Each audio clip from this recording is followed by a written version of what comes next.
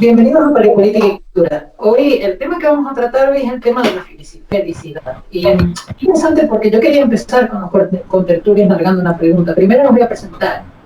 Hoy tenemos a Martin Robbins y a Benjamín en una de las pantallas. No sé si se los ve, porque yo no los veo. Benjamín, Martin, ¿están ahí? Hola, ¿qué tal? ¿No se ve? Yo no los veo, pero bueno, ya se los ve. También pero se os ve. Vale, gracias. MR. Vale, ya estamos. También está Javier, que no sé si estás ahí, Javier. Estoy aquí. Buenas noches a todos y felices Pascuas. Buenas noches, Javier. Javier Bustas, también colaborador del canal. Y tenemos también a Alberto del Gran Coco, otro colaborador del canal. Hola, Alberto. Hola, buenas noches a todos. La pregunta que yo con la que quería empezar... Y a Enrique. A Enrique también lo veo en canales, sí, que estoy dirigiendo yo. Acaba y de está también, ¿eh? Está Enrique ahí. Es que yo estoy con el... Buenas noches. Por aquí está. Hola, Enrique. Me quedaré poco, pero estoy. El tema que quería plantear de hoy, chicos, no sé, a Martín, a Benjamín, a Javier, es que yo veo que se confunde hoy en día, no sé si de forma desesperada, si por el capitalismo, como dirían los rancios y los rojos, no sé qué es lo que es exactamente lo que hace que se confunda cada vez más felicidad con placer. Entonces, primero empezar, porque también hay una cuestión de que muchas veces la búsqueda del placer, podríamos interpretarlo, sobre todo si nos vamos a Cicerón y a toda esta gente, ¿no? Podríamos llegar a interpretar esta cuestión de la búsqueda del placer como algo que puede terminar siendo contrario a la felicidad en sí, ¿no? Y sin embargo, esta cuestión de satisfacer necesidades, lo que se confunde con la búsqueda de felicidad en el mundo hoy en día. Yo no sé si lo ven así. Ustedes voy a empezar con Martín y con Benjamín, pero primero Martín. Sí. Pues, o sea, lo que dices es interesante, evidentemente, es la cuestión del hedonismo, ¿no? Que sí, lo que dices, pues se confunde, ¿no? O se tergiversa, ya si es a propósito, si es por ingenuidad, es algo que, pues, desarrollaremos, ¿no? E intentaremos descubrir, ¿no? Pero también me parece muy importante la diferencia entre felicidad y alegría, que eso aún se confunde aún más. Y me parece importante pues hacer esta mención y luego pues desarrollarlo, ¿no?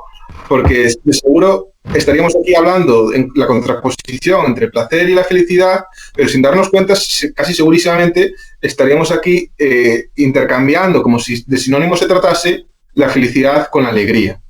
Entonces, es una cuestión que me parece bastante importante. Yo, personalmente, soy una persona muy reacia a hablar de la felicidad. De hecho, aquí tengo un buen amigo mío, Benjamín, y creo que os podré asegurar que creo que nunca me ha oído hablar, nunca me ha oído decir soy feliz, me siento feliz o esta cosa me ha hecho feliz.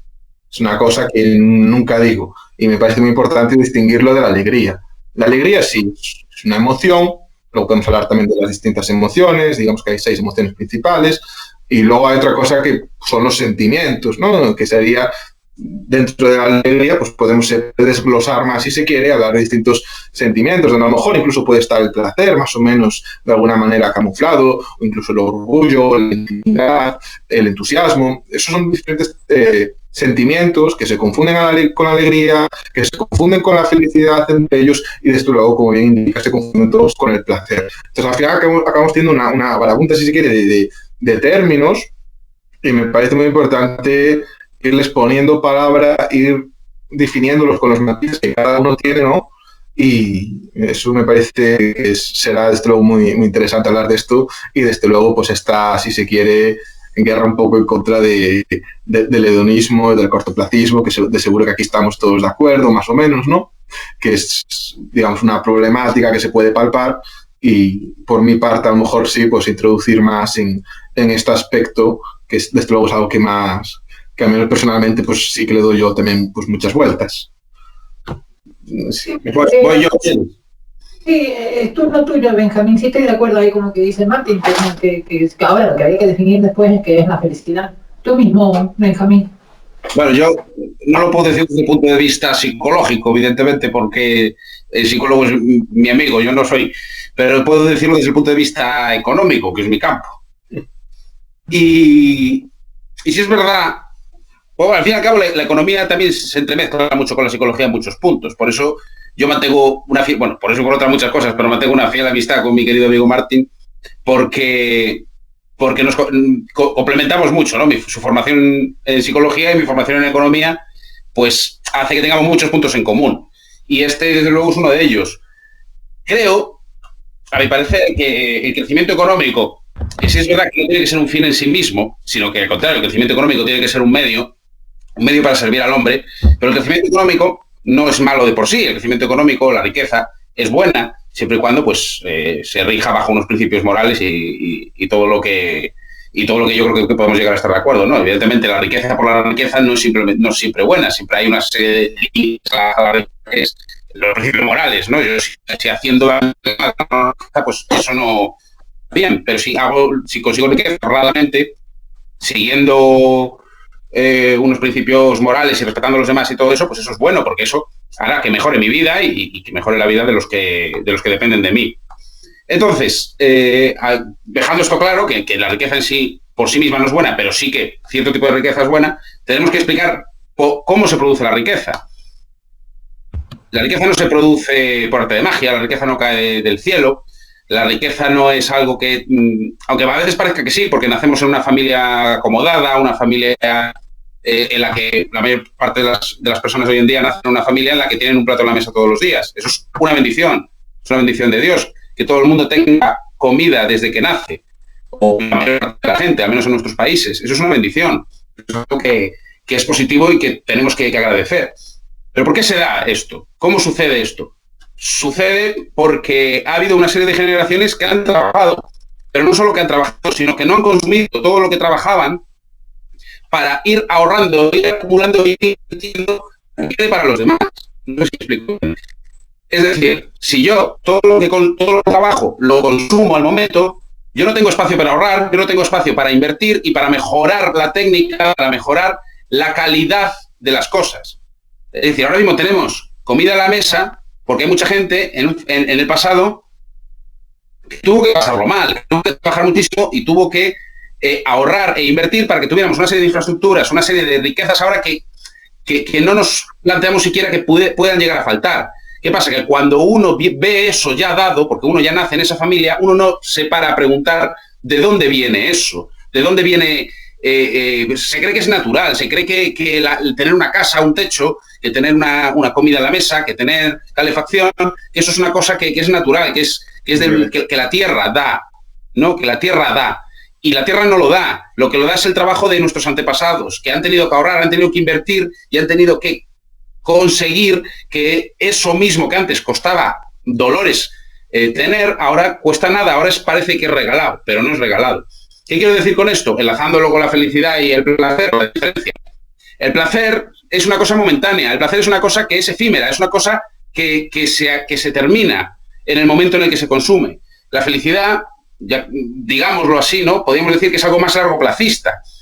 Cuando uno antepone el placer, cuando uno antepone el disfrute inmediato y efímero, no se está dando cuenta que realmente lo importante o realmente lo que nos hace avanzar es, digamos, prescindir del placer momentáneo, prescindir de ese disfrute inmediato y efímero para a largo plazo tener algo no solo para nosotros, sino para nuestros descendientes.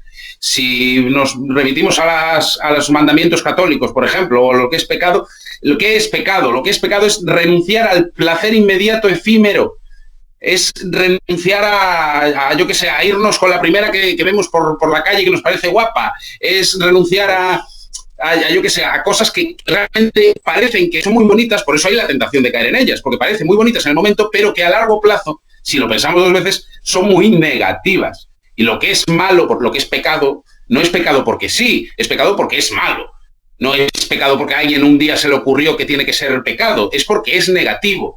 Y eso tiene un porqué, aunque a veces sea difícil verlo. Y uno de estos porqués, desde el punto de vista económico, que es mi campo, que seguramente desde otro punto de vista se pueden explicar también, uno de esos porqués es que cuando renunciamos a un placer a cambio de algo más allá, de algo a largo plazo, lo que hacemos es tratar de conseguir que tanto nosotros como los que vengan detrás tengan una mejor calidad de vida. ¿Por qué? Porque han tenido un ahorro, han tenido unas privaciones que les han llevado a permitirse vivir de mejor manera en el futuro. Entonces, ese es el problema que tiene nuestra sociedad, que no piensa en el futuro tanto, que no piensa en lo que puede pasar mañana, que no piensa en lo que puede pasarle a nuestros hijos, sino que piensa en, bueno, pues ahora, en el hedonismo, como decía mi amigo, en el placer por placer y sin darle más sentido a su vida que eso. Estamos viendo, por ejemplo, gente que está sustituyendo tener hijos con tener perros. Es una cosa que se ve mucho. Hasta el punto que hemos visto juicios mediáticos por la custodia de un perro, cosas que son, vamos, impensables, ¿no? Entonces, todo este tipo de cosas que la gente no se da cuenta porque no es intuitivo a veces, puede traer consecuencias a largo plazo. Yo creo que va a traer consecuencias a muy largo plazo.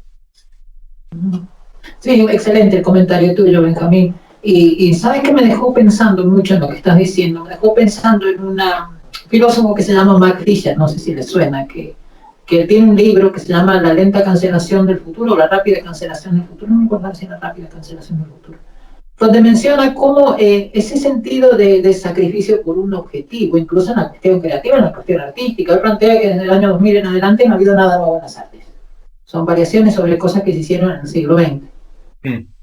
Entonces, claro, hay un nivel de depresión, de suicidio, una tasa de depresión, de suicidio, todo que se ha disparado, si lo piensas, porque el ser humano se siente como que no tiene todo en servicio, pero no tiene ningún trasfondo, digamos, de poder de ahorrar, de crecer. El postcapitalismo es una cuestión muy rara, ¿no? No sé si quizás sea una cuestión de que a lo mejor el margen de maniobra para el emprendedor es cada vez más reducido, y ahora con la enfermedad esta ya olvídate. Que en un momento dado hay mucha frustración. Es cierto que existe un nivel, a pesar de que se pueden consumir placeres vía delivery, vía pedirlo por teléfono, sigue habiendo una frustración, una tristeza, una amargura generalizada en la gente. No sé más o menos si esto tiene que ver con ese hedonismo del que hablaban Benjamín y Martín. Le voy a dar la palabra ahora a Javier mismo. Hola, muy buenas. Bueno, yo enlazando con lo que dice Benjamín y con lo que decía Martín, Ponte la cámara, ¿no tengo la cámara puesta? Sí, ¿no? Sí. Nosotros te vemos, ¿eh? Te vemos. Es que he puesto, vamos, que el que habla sale en pantalla, por eso sale, cada poco sale alguien, ¿no? Entonces, bueno, enlazando así desde mi perspectiva, yo creo que establecéis, digamos, diferentes marcos en cuanto a la temporalidad, ¿no? En base al placer, la felicidad y la alegría. Entonces, en el placer lo que dice Benjamín es que es una cuestión inmediata, por así decirlo, ¿no? Mientras que la felicidad casi viene a ser como un fin en sí mismo, que será alcanzable, no sé, ahí me matizará y me explicará Martín, ¿no? Y la alegría, pues bueno, viene a ser yo creo que es una constante, más o menos.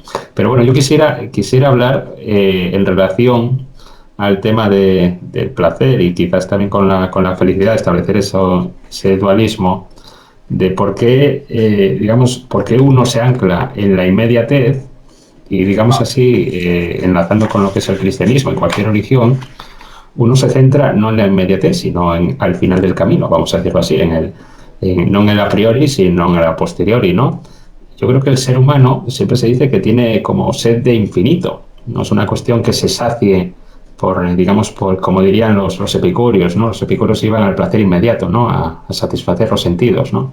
Y era el estoico el que decía quieto, parado, ¿no? Bueno, no decía así básicamente, pero era el que decía hay que seguir la naturaleza, hay que controlar los instintos, porque los instintos, los que son las pulsiones, nos hacen errar, porque los sentimientos muchas veces nos hacen errar y hay que tener un control sobre la naturaleza, no que la naturaleza te controle a ti, ¿no? Entonces, en esa sed de infinito, claro, si el ser humano va buscando lo que es la inmediatez, el placer inmediato, la satisfacción, digamos así, el tener un coche, tener una casa, parece que en ese formato, en esa perspectiva, parece que la felicidad se compra. Se pudiera comprar, yo la compro en Amazon o donde sea, la adquiero y soy feliz durante el tiempo en el que veraneo, en el tiempo en que disfruto mi coche, en el tiempo en el que saco a pasear al perro, no, eso sería una obligación, vamos a decirlo así, ¿no? La vez que me voy a la playa, la vez que me voy con los amigos. No, también. El perro, anda que no se rifara un perro en bloques de edificios, pero bueno. Ahora sí, a lo mejor es un beneficio en cuanto que estás confinado y puedes salir, ¿no? Pero imagínate que es a las 4 de la mañana, el perro empieza a ladrar y tienes que salir, ¿no? Y llueve encima, ¿no? Esto ahí puede ser, y encima el perro perro no es como el gato, que lo metes en las arenas y al minuto ya está. Es que a lo mejor el perro estás media hora y todavía el perro no ha meado, que es lo más gordo todavía, ¿no? Pero bueno, volviendo tal, o sea, a mí me da la sensación de que vivimos en una sociedad en la que todo se compra, todo se vende, y básicamente es por esa necesidad de satisfacer los deseos de manera pronta, de manera inmediata, vamos a decirlo así. Si quieres algo, lo quieres ya, no lo quieres para mañana, ¿no? O sea, y es lo que yo creo que más o menos vendría a decir Benjamín con el tema del esfuerzo, con el tema del trabajo, con el tema del ahorro, de que, claro, el que quiere ahorrar, no, evidentemente no se gasta todo su sueldo en el veraneo y luego a ver qué viene en septiembre, ¿no?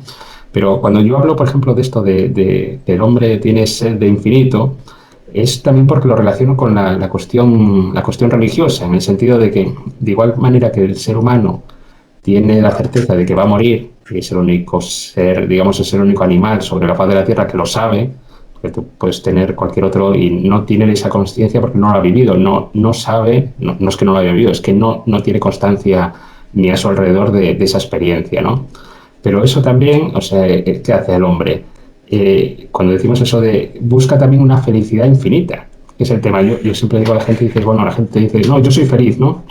En un momento, en una cuestión parcial, sí. Pero la gente lo que busca es ser feliz de manera temporal, no, de manera atemporal, de manera, perdón, constante. Es decir, hoy eres feliz, mañana quiero serlo de mañana, de tarde, de noche y de continuo, ¿no? Y eso, en lo que es la inmediatez, en lo que es la finitud de la vida, pues no está a nuestro alcance, que es el tema, ¿no? ¿Qué sería, digamos así, uy, que se me van las imágenes?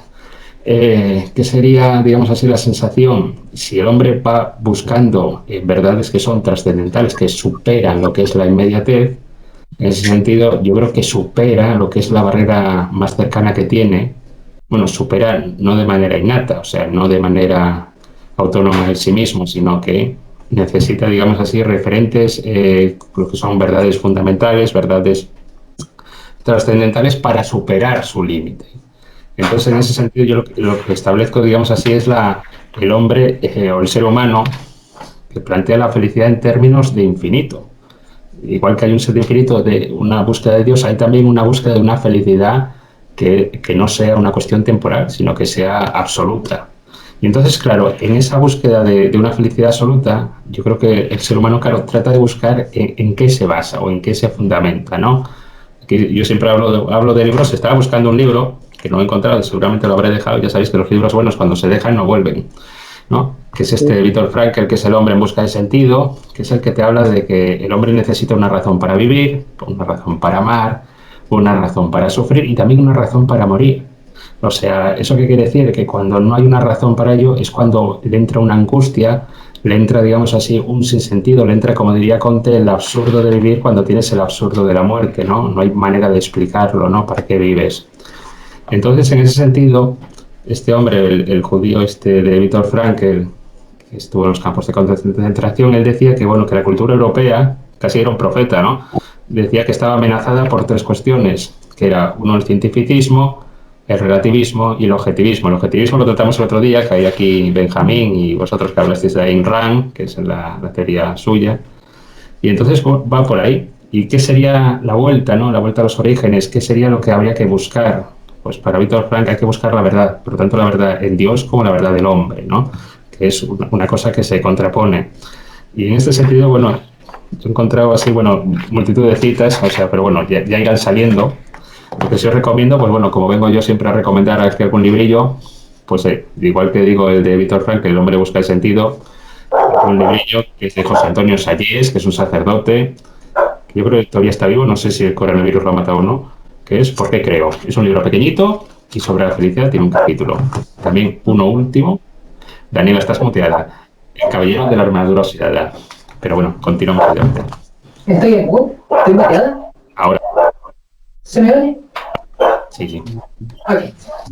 Sí, no, ahí es totalmente cierto y estamos coincidiendo en lo mismo, Javier, que el tema es que el consumo, es que se nos ha hecho creer de alguna manera que el consumo es la vía para la felicidad. Y si te fijas en el estoicismo, el budismo y todas estas enseñanzas muy milenarias, lo que te enseñan es todo lo contrario. Es como la canción esa, ¿no? Hay una canción que dice no es más pobre el que más tiene, sino el que menos. No es más el que más quiere, sino el que menos necesita. Bueno, de alguna manera ocurre lo mismo con esto, ¿no? No es más feliz el que más tiene, sino el que menos necesita, ¿no? Entonces, esa es la cuestión que plantea en el budismo, en el estoicismo, en la iglesia cristiana también, de cierta manera. O sea, no tener, la cuestión del hedonismo que lleva al narcisismo y todo este tipo de cosas, que en realidad lo que hace la publicidad es que promocionarla, ¿no? Es hacerte creer eso. O sea, hacerte creer en un momento dado que vas a ser más feliz cuanto más consumas. Que el objetivo es tener el vehículo nuevo, el objetivo es tener otro nuevo para poder ser feliz. No hay, digamos, otra manera de adquirir la felicidad que no sea consumiendo, ¿no? Y vemos que hay gente a lo mejor que pasaba, como decía Benjamín, que pasaron el pasado, toda su vida trabajando y construyendo. Por ejemplo, mi casa que estoy restaurando, una casa que tiene muros de 3 metros de adobe, esa gente trabajaba durísimo y eran felices porque estaban haciendo algo que sentían que iba a trascender en el tiempo, ¿no? Que no es lo mismo que estar comiendo pizza y viendo Netflix, por ejemplo, que es algo que es mucho más fácil de hacer, algo que se te incentiva mucho más a la hora de hacer que construirte una casa con métodos antiguos, por poner un ejemplo, ¿no? O sea, esa cuestión de anular el futuro, anular la creatividad, cosa de que no haya algo trascendente en los seres humanos de ahora, yo creo que es una cuestión que daña mucho el tema de la felicidad en general. No sé, el turno de Enrique, me parece. Es verdad, el turno de Enrique. ¿Se me oye? ¿Sí? Sí.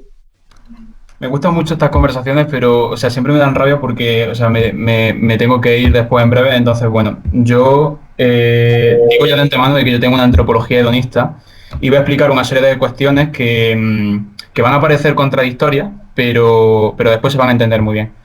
Hay un libro que, si vamos a hablar de la felicidad en el contexto español, que si tenemos además una cultura de una lengua que viene del latín, no se podría entender. Se llama se pueden llamar de muchas formas, pero se puede encontrar bien si se busca Disputaciones Tusculanas, un libro de Cicerón, ¿vale? Cicerón es una de las personas que han aportado más a construir gran parte de las visiones y de la moral, al menos en este contexto, digo en España porque podría ser perfectamente Francia, Italia. No me gusta llamar cultura occidental porque si nos vamos especificando en cada circunstancia vemos que occidental es como Europa, es un chicle que se puede estirar de una forma muy laxa hasta que puede ser como el nacionalismo, un saco donde entra todo. Entonces, ese libro precisamente habla, digamos, el primer libro habla de cómo tratarla, o sea, digamos, de si hay que tener miedo a la muerte, el segundo libro sobre cómo enfrentarse al dolor físico, el tercer libro cómo enfrentarse a los dolores psicológicos y así hasta que llega al quinto libro, son 5 libros, y el quinto libro se pregunta si la virtud por sí misma sirve para encontrar la felicidad. Me gusta mucho esta perspectiva, que creo que coincidimos aquí Javier y yo, en el que la felicidad se entiende como una meta y como un proceso. Al final es como una fórmula que tú vas aplicando, teniendo en cuenta todas las variables que te llevan a ver o a pensar si esa fórmula te va a funcionar siempre.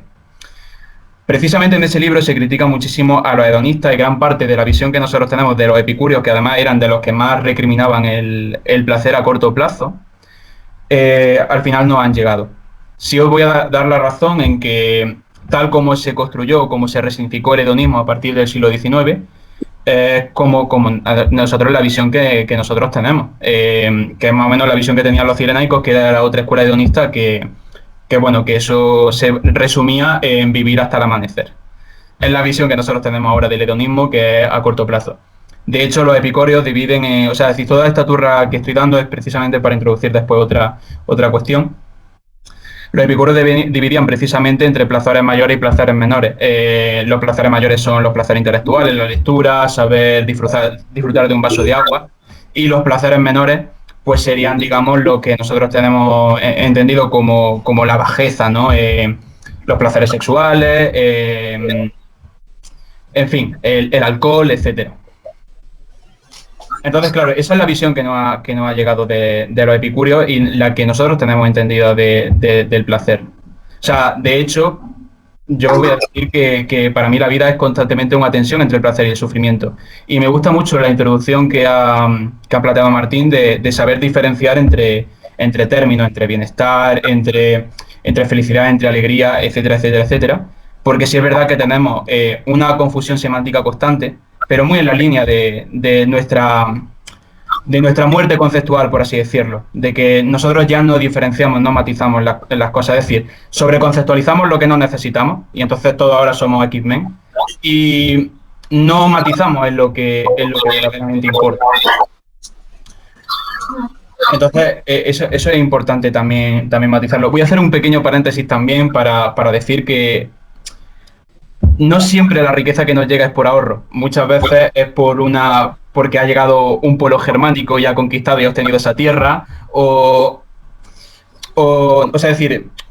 directamente por violencia o por expropiación. Es decir, la perpetuación de la tierra no siempre es pacífica y por ahorro y trabajo, aunque sería, digamos, en ciertos estándares el ideal. Pero aunque se haya expropiado, esa tierra viene de un ahorro, viene de otra persona, ilegal o todo lo que sea. Pero vamos a ver, sí, me refiero, si tú eres, por ejemplo, un invasor germánico del siglo IV, tú no has ahorrado nada para obtener ha ahorrado otro. Pero la idea es... de tierra, una porción de tierra... una tierra que está sembrada, tú no es que estés beneficiándote de haberla conquistado. Te estás beneficiando de que otro antes la ha cultivado. Claro. Creo que es lo que aquí Benjamín seguramente querría decir. La riqueza te seguimos. Acaba primero. No, digo, la riqueza, toda riqueza viene de la capitalización. Toda. Ajena o de uno mismo. Pero no puede venir de otra cosa. No cae del cielo. Vale, tú te refieres a que la tierra viene, es decir, que el cultivo de la tierra viene de su trabajo. ¿A eso quieres decir? No trabajo, sino del ahorro, de la capitalización. Trabajo en sí. Pero, claro, lo que quiero decir es que yo no veo ahorro en una conquista. Ahorro ajeno, ahorro expropiado, ahorro quitado, pero sí que hay ahorro. Lo conquistas porque ha sido trabajado. Claro. No sé, me parece una trampa semántica, pero bueno. Podemos discutirlo. Ahí parece. Esto es Bob Bauer, ¿eh? Esto no lo saco yo, esto es Bob Bauer. Parece una versión. Claro, también, o sea, es decir, todos podemos sacar autores. También se puede sacar a Bataille para argumentar la economía del derroche o también también el ejemplo del estudio del podcast. Pero Enrique, ahí le tengo que dar la razón a nuestros desiguales gallegos por una cuestión muy simple, de que si nos vamos a depende de quién crees en la cuestión del origen del Estado. Si nos vamos a Oppenheimer y a Rothbard, ellos hablan del origen del Estado como una cuestión de que es una mafia que para protegerte te cobran. Entonces ya están adquiriendo de ahorro. O sea, en ese sentido, ahí Benjamín y Martín tienen razón. Pero, Daniela, eso son categorías antropológicas. Están hablando del Estado en un mundo en el que todavía no existía el Estado. El Estado no nace hasta el siglo XV. Pero cualquier cuestión de parasitismo, de la forma que sea, ya sea por caridad o por imposición estatal, siempre conlleva el sacar de alguien que ha ahorrado o que posee alguna forma de ahorro. Por lo menos yo lo entiendo así, no sé. Ahí en eso le doy un poco la razón a nuestro Delesi gallego, parece un Delesi gallego, Benjamín y Martín. Pero sí, yo por lo menos lo veo así. Respecto a lo otro, no sé, hay como una especie de miedo. Yo no sé si lo ven así. De ahí le quería dar la palabra a Alberto. Hay como una especie de miedo a culpar el capitalismo corporativo por esta confusión, digamos, que hay entre hedonismo, consumo. Que de hecho hay un libro de un tal Campbell, un pariente mío, que habla de no lo he encontrado, no lo consigo, que habla de la epidemia de narcisismo que existe en el mundo hoy en día. Y eso es grave, porque el narcisista supuestamente no siente ninguna empatía. Entonces estás hablando del mundo en el que estás convirtiendo gente con nada de empatía. Entonces esta cuestión no sé hasta qué punto está promovida, digamos, de alguna manera por la cuestión de la publicidad corporativa. No sé, Alberto, ¿tú cómo lo ves ahí? Bueno, con respecto al problema corporativo y su influencia en el consumo y todo eso, hoy mismo estaba viendo cómo Jeff Bezos consiguió su fortuna y bueno, es bastante terrorífico, quiero decir, lo que hace Bezos. Y cómo en realidad Amazon no es más que una extensión del gobierno de Estados Unidos.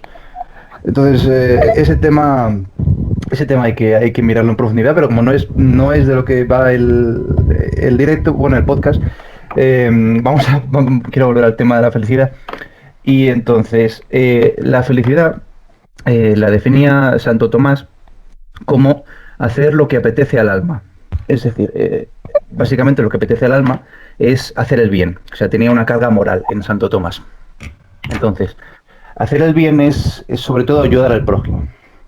Y ayudar al prójimo es colaborar con este para que el prójimo sea más independiente. Quiero decir que cuando tú ayudas a una persona, digamos, y lo que consigues es que sea más dependiente de tu ayuda, en realidad no la estás ayudando.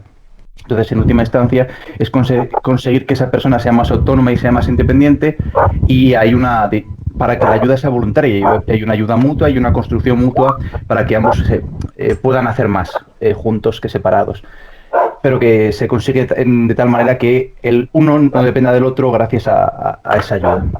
Bien, la felicidad claro, como ya has apuntado, en el mundo moderno es una secularización del concepto de Santo Tomás. Es decir, ahora la felicidad es hacer lo que apetece al cuerpo. Entonces, pues básicamente de eso va la cosa. La felicidad es como un objetivo, un proyecto de vida por defecto que tienen las personas. Y a eso se dedican, a conseguir la serie de digamos productos o servicios que les vayan a satisfacer esas necesidades que tienen sus cuerpos, y eso va a ser la felicidad en el consumo. Bien, hay un libro que es un bestseller del 99, que es un libro de autoayuda, un libro muy, muy conocido en el mundo empresarial, que se llama ¿Quién se ha llevado mi queso?, de Spencer Johnson. Entonces, en ese libro hay 4 protagonistas, hay 2 ratones, y los ratones son menos importantes porque ellos se mueven por instinto. Entonces, ellos están adaptados al laberinto, y hay 2, digamos, liliputienses que están allí, pues digamos que no están adaptados al laberinto. Están los 4 encerrados en un laberinto, y entonces se dedican a buscar el queso que aparece por allá, en reservas. Entonces, lo que hacen los ratones, como están completamente adaptados y no cuestionan el laberinto, ellos se mueven por instinto y van buscando el queso, o sea, están perfectamente adaptados al laberinto. En cambio, los liliputienses no lo están. Entonces, lo que hacen los liliputienses es se encuentran ante una dicotomía en el momento en que desaparece el queso. Digamos, cuando tienen queso son felices, están allí en la reserva, comen queso y no tienen preocupaciones. Pero cuando el queso evidentemente se lo comen, y esa es la respuesta de ¿quién se ha llevado mi queso? Pues es que te lo has comido. Entonces, cuando se quedan sin queso, por supuesto, cuando se quedan sin queso, los ratones van corriendo a buscar más, y estos tienen la opción de quedarse esperando a que alguien les ponga otra vez el queso, o irse a buscarlo. Entonces, por supuesto, el libro te va a decir que tienes que ir a buscar el queso, tienes que adaptarte al laberinto, que es siempre cambiante. Entonces, básicamente es muy interesante, porque es la idea actual que tenemos.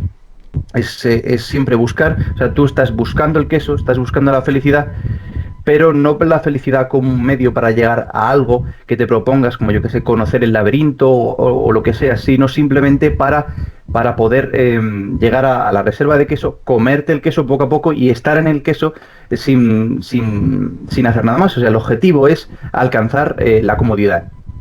Y cuando se te acaba, pues solo es lo único que tienes que pensar es cómo producir, en este sentido, es cómo encontrar y moverse por el laberinto para siempre mantener un consumo constante. Sí, interesante, porque sí. ¿Pero qué refleja eso? O sea, no entendí bien la conclusión tuya, Alberto, ahí. ¿Qué refleja? ¿En qué sentido? O sea, que era un nivel de estrés en los animales, esto, ¿cómo es? Que eso me quedó muy bien claro, a ver si lo aclaro un poco mejor. Es que repíteme la pregunta, por favor. Los ratones con el queso. Hay 4 protagonistas, hay 2 ratones, que ellos se mueven por instinto, están completamente adaptados al laberinto. Luego hay 2 liliputienses, y los liliputienses hay 2, entonces tienen 2 estrategias. Una es la de quedarse esperándolo, y la otra es la de ir a buscar el queso. Entonces el que va a buscar el queso intenta convencer al otro de que tienen que ir a buscarlo, de que el queso no va a aparecer, de que tienen que adaptarse al laberinto.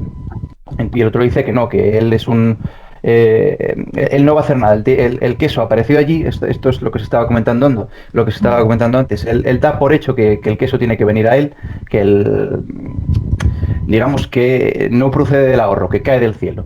Entonces, es decir, la búsqueda del queso es básicamente el trabajo, es básicamente ir y crear el queso. O sea, es metafórico, creas el queso yendo a buscarlo. O sea, el laberinto es una metáfora para la vida.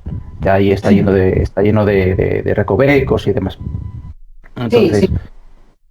Claro. el tema es que el libro lo que te dice es que tienes que adaptarte al sistema, no tienes que intentar cambiarlo, y que para digamos, vencer en este sistema que no tienes que cambiar, y ni te lo plantees, es que tienes que el queso es el fin. O sea, buscas el queso para buscar más queso. Entonces, Bueno, llegas al queso y una vez que lo tienes, vives en ese hedonismo, en ese consumo, hasta que vas al siguiente. Entonces, solo buscas, o sea, el fin de tu vida es básicamente producir para consumir. pero ¿a dónde para? Ese es el problema, es lo que plantea la cuestión de la fabricación. Es interesante, los postmodernos franceses plantean esta cuestión de la fabricación del deseo, ¿no? Porque el deseo tiene relación directa con la necesidad y la necesidad con la carencia. Entonces, hay, por lo general, que no podemos ir hasta Marco Aurelio, ¿no? Hay una cuestión en la carencia de sufrimiento, que eso lo plantea también el budismo, por ejemplo, el estoicismo. Te dicen que cuando tienes apegos a cosas, ¿no? Lo que te está creando en realidad es una sensación de apego que crea un sufrimiento por la carencia. Entonces, si estás en una sociedad así multidinámica, multiconsumerista, donde la posibilidad de consumo es infinita, vas a tener una cantidad infinita de depresiones y carencias. O sea, una cosa conlleva a la otra, o por lo menos yo lo veo así. No sé, Martín, ¿cómo es tu turno? Sí. Lo primero, preguntar si se me oye bien ahora. Perfecto. Ahora se te escuchan condiciones, sí. Vale, porque bueno, antes de comentar nada, que tengo yo muchas ganas, quería pronunciar dos disculpas. En primer lugar, al principio, cuando estaba don Javier hablando, que hubo un momento que nos desconectamos, tuvimos un pequeño problema con nuestro hotspot, con nuestro internet, que se nos desconectó, y también subsiguientemente, cuando estaba Nach, que no me quedó muy claro su nombre, también disculparnos que hubo algún momento en el que se veía que pues aquí Benjamín a mi lado y yo, que como poníamos alguna mueca o incluso nos llegamos a reír un momento, para nada era por nada de lo que estuviera diciendo, sino porque nos veíamos congelados, o sea, veíamos la cámara que iba con retardo y nos resultaba pues chistoso el vernos, ver que estaba sucediendo lo que el gesto que habíamos hecho hace 10 segundos. Eso, quería aclarar eso, porque además ese pequeño intercambio que habíamos tenido, luego muy interesante para otro posible debate, y además que sé que se tiene que marchar ahora pronto, quería en primer lugar, antes de comentar nada, aclarar eso, que no para nada nos reíamos de nada que hubiera dicho. Martín, de todas formas, prefiero producir risa a aburrimiento, también te digo. Bueno. Bien, te honro. Luego, quería comentar varias cosas, sí, que no estoy yo muy, hecho este formato en el que a lo mejor uno habla así extendidamente, luego otro, así que a ver si consigo, pues, hacer inciso, ¿no?, en varias cosas que se han dicho. Se habla mucho de lo griego, ¿no?, de las distintas escuelas, que si los hedonistas o los estoicos por un lado, ¿no? Y me parece que una manera de simbolizarlo, que de hecho ya en su día creo que se hacía, ¿no?, es la diferencia, si se quiere, del hedonista, como la vida interna, si se quiere, del hedonista, como una especie de rueda, pero con forma de engranaje, en el sentido de que tiene como estos picos y bajones, picos y bajones, picos y bajones, ¿no?, del craving, ¿no?, de ese deseo pues de placer que va creciendo dentro de uno, ¿no?, la satisfacción, y luego ese periodo refractario, si se quiere, hasta que luego te vuelve a entrar algo por los sentidos y vuelve a suceder lo mismo, ¿no? Mientras que entiendo que la visión estoica era más de ese círculo perfecto, ¿no?, en el que no hay esas subidas y bajadas, sino que es... O sea, que no es tanto una línea, sino como un círculo, ¿no?, pero sin esos altibajos, que me parece, bueno, muy, muy, muy apropiado que hablemos de nuestros clásicos, ¿no?, que recordar de dónde venimos y recordar todo lo que se ha dicho. Luego, más cosas. Decía don Javier, hablaba de la felicidad que a uno le puede producir tener un coche nuevo, ¿no? Y aquí esto justamente, este tipo de cosas, de palabras, que sin acritud ninguna, cada que me refería en mi primera intervención, ¿no?, que también intenté hacer breve, es decir, también he de aclarar, antes de todo, que yo no soy lingüista, yo soy hijo de lingüistas, que para algunos aún es peor, ¿no? Entonces, y aquí con Nach creo que estoy bastante de acuerdo, ¿no? La importancia de las palabras, de los matices y un poco la guerra semántica, ¿no? que mencionaba. Y viene muy a colación de todo lo que estamos hablando, ¿no? Es decir, tener un coche nuevo no te produce felicidad, ¿no? Que hablaremos o no, pues de qué exactamente es la felicidad, ¿no? Que hablar de la felicidad puede resultar como hablar de la belleza, ¿no? Todos sabemos cuando tenemos algo bello enfrente, todos sabemos a qué a uno le resulta bello, ¿no? Pero desde luego es algo difícil de ponerle nombre, ¿no? A lo mejor lo bello es aquello que te hace saber que lo que tienes enfrente es bello, pero claro, no acabas de conseguir definirlo muy bien. Y con la felicidad a lo mejor sucede un poco lo mismo, no lo mismo, pero sí, desde luego, la dificultad de definirla, a pesar de que más o menos podemos intuir alguna cosa, viene un poco en esa misma línea. Y hablaba de los diferentes marcos temporales que a lo mejor puede hacer referencia a la alegría, a los diferentes sentimientos y diferentes cuestiones, como la felicidad, ¿no? Es decir,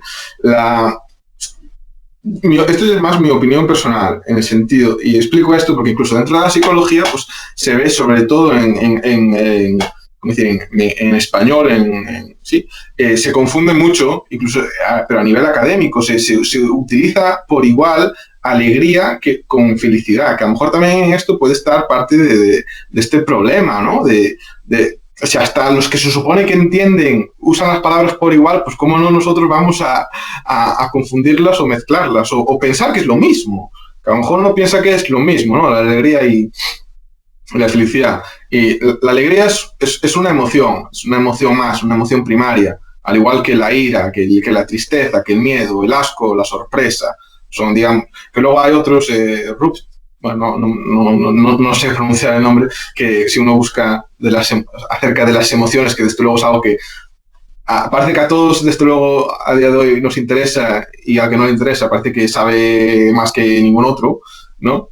Hay diferentes maneras de entender las emociones. Yo me rijo bastante por como los círculos de las emociones, que me parece una manera más fácil de entenderla, incluso dentro de las diferentes maneras de explicar las emociones. Yo me parece que es más bien 6 emociones principales y ya que luego se van desglosando, que hay quien dice que son 8, pero bueno, que lo que decía, que desde luego en habla hispana se suele confundir o poner por igual, es decir, ira, miedo y felicidad y tal y cual. A mí eso me parece un gravísimo error, sobre todo porque si la felicidad es eso, esa emoción, si ya se usa el término para decir esa emoción que es la alegría, ¿qué término podemos poner para algo que trascienda, ¿no? Esta idea, ¿no? Que a lo mejor podemos tener en nuestra cabeza, ¿no? Como algo más a largo plazo, algo más fijo, algo más liberado de este mundo tangible. Si ya le hemos quitado esa palabra, si le hemos puesto una emoción, nos va a resultar aún más difícil conseguir definirla y ya desde luego conseguir descubrir cómo llegar a ella y demás. Entonces, un poco motivado por esto me parece importante esa distinción, ¿no? Y una alegría, sí, es decir, comprarse un coche nuevo puede producir alegría. Y la alegría no es largoplacista, en el sentido de las emociones de por sí es lo más visceral. Es decir, que a veces hasta esto se confunde. Parece que la alegría es algo que dura más y un sentimiento de euforia dura menos. Pero lo normal es, o sea, la emoción es lo que dura más corto, es lo que dura menos, y luego los sentimientos duran más. Es decir, la emoción puede ser, uno, pongo el ejemplo que resulta muy ilustrativo, ¿no? Uno está cruzando paso de cebras, o sin cruzar paso de cebras, pero está cruzando la calle, y de repente viene un coche, uno lo que siente es miedo, duran 2 segundos, ¿no? O menos. Y también las emociones movilizan, por lo general. Luego el miedo suele movilizar o paralizar. En el caso del ejemplo, pues peor, pero suele movilizar, echarse atrás, es decir, afecta a la fisiología del cuerpo y demás. Luego vendría el sentimiento, que es un poco es decir, es como la emoción más el razonamiento, ¿no? Cuando se razona sobre esa emoción, que sí puede durar, o sea, puede venir a partir de los 2 segundos. Primero viene la emoción. De hecho, dentro de la psicología bastante debate acerca de si viene un poco, ¿qué viene antes, el huevo o la gallina? ¿Viene antes la emoción o la reacción fisiológica? ¿No? Yo creo que a veces que más bien viene antes la reacción del cuerpo y ya luego la emoción. Pero bueno, es un poco como quien se ve sangrando y ya luego dice, uy, me empezó a doler.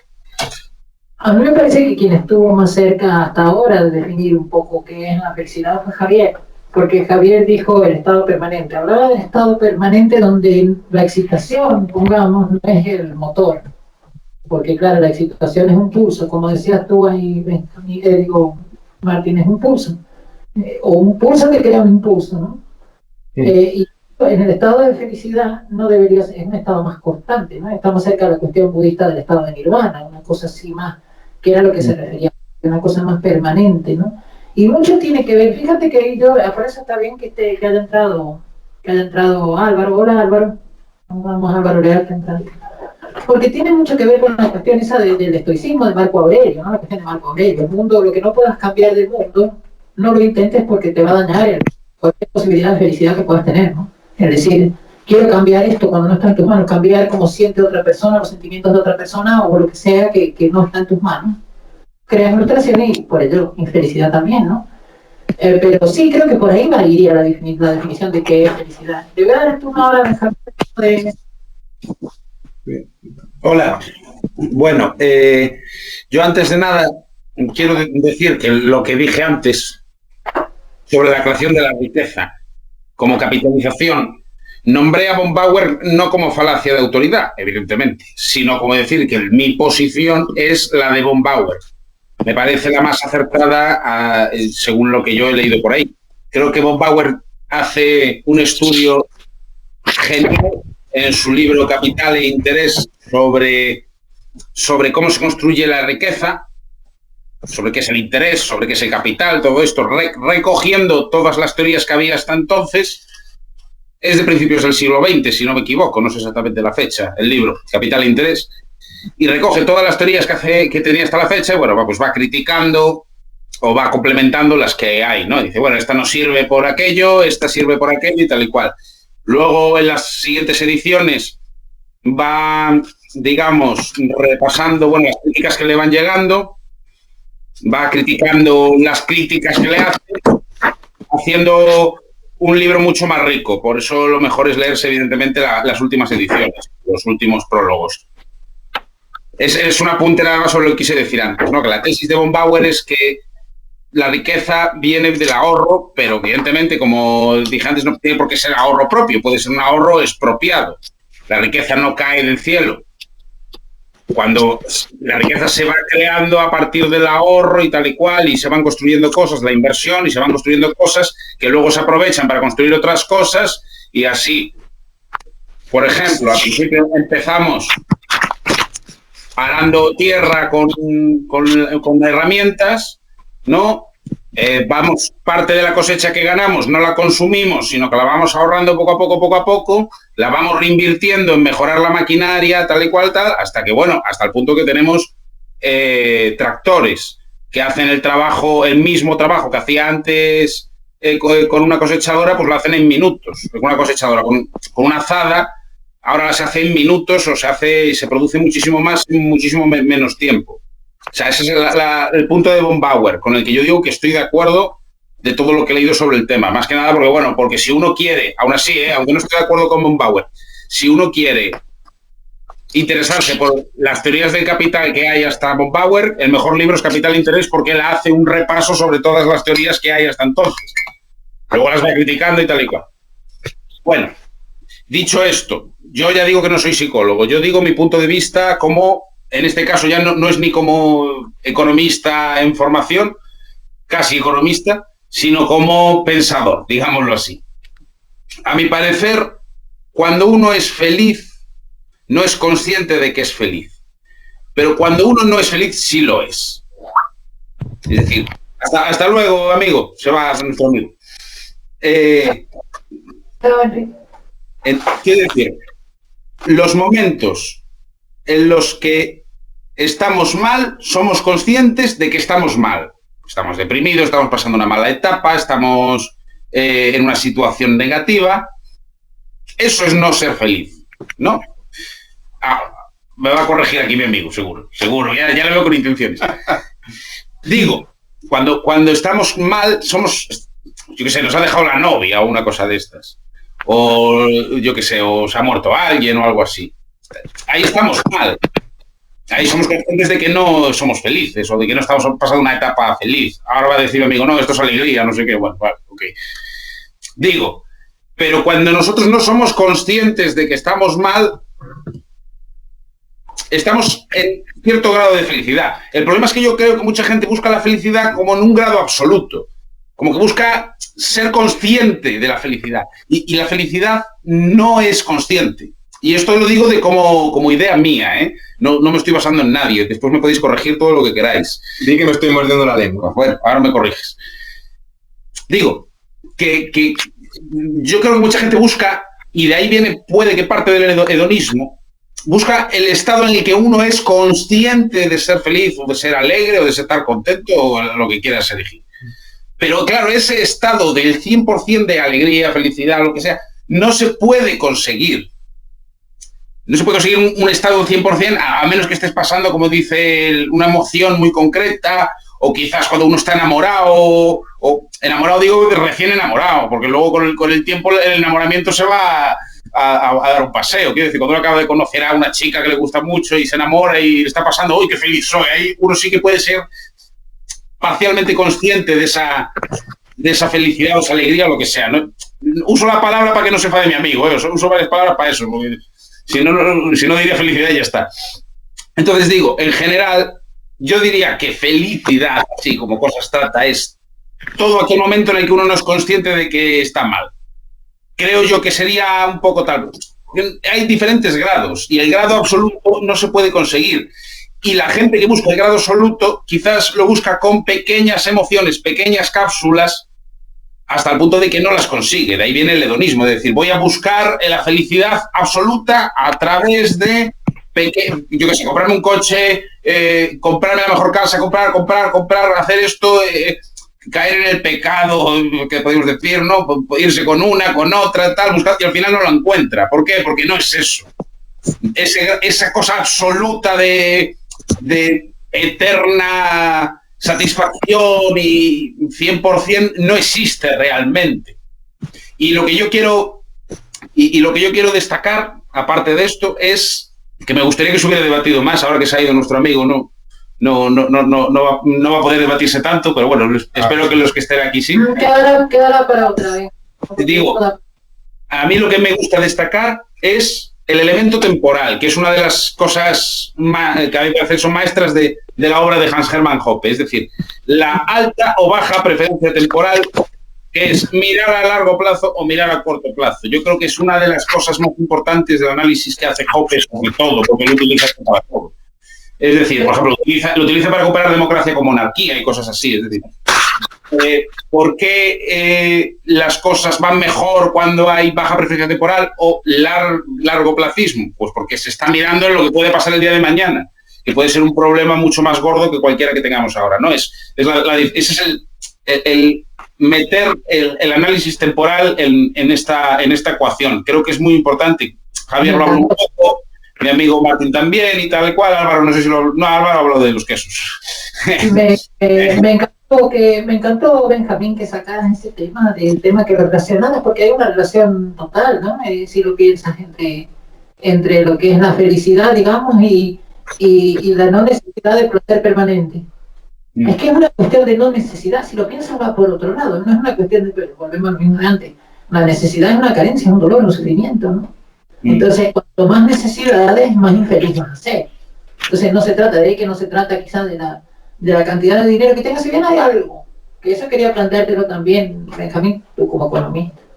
Porque algo hay en que cuanto más libertad económica, mayor nivel de felicidad tiene la población. Los países económicamente reprimidos no son tan felices, digamos. O sea, hay una relación, aunque sea mínima, en la cuestión del ahorro, que sacaste muy bien, porque el ahorro es pensar, es sacrificarte por el futuro, disfrutar de pensar en crear un futuro mejor, ¿no? Es la cuestión de la trascendencia, de lo que hablamos de yo hago algo para después, no simplemente para satisfacerme ahora, ¿no?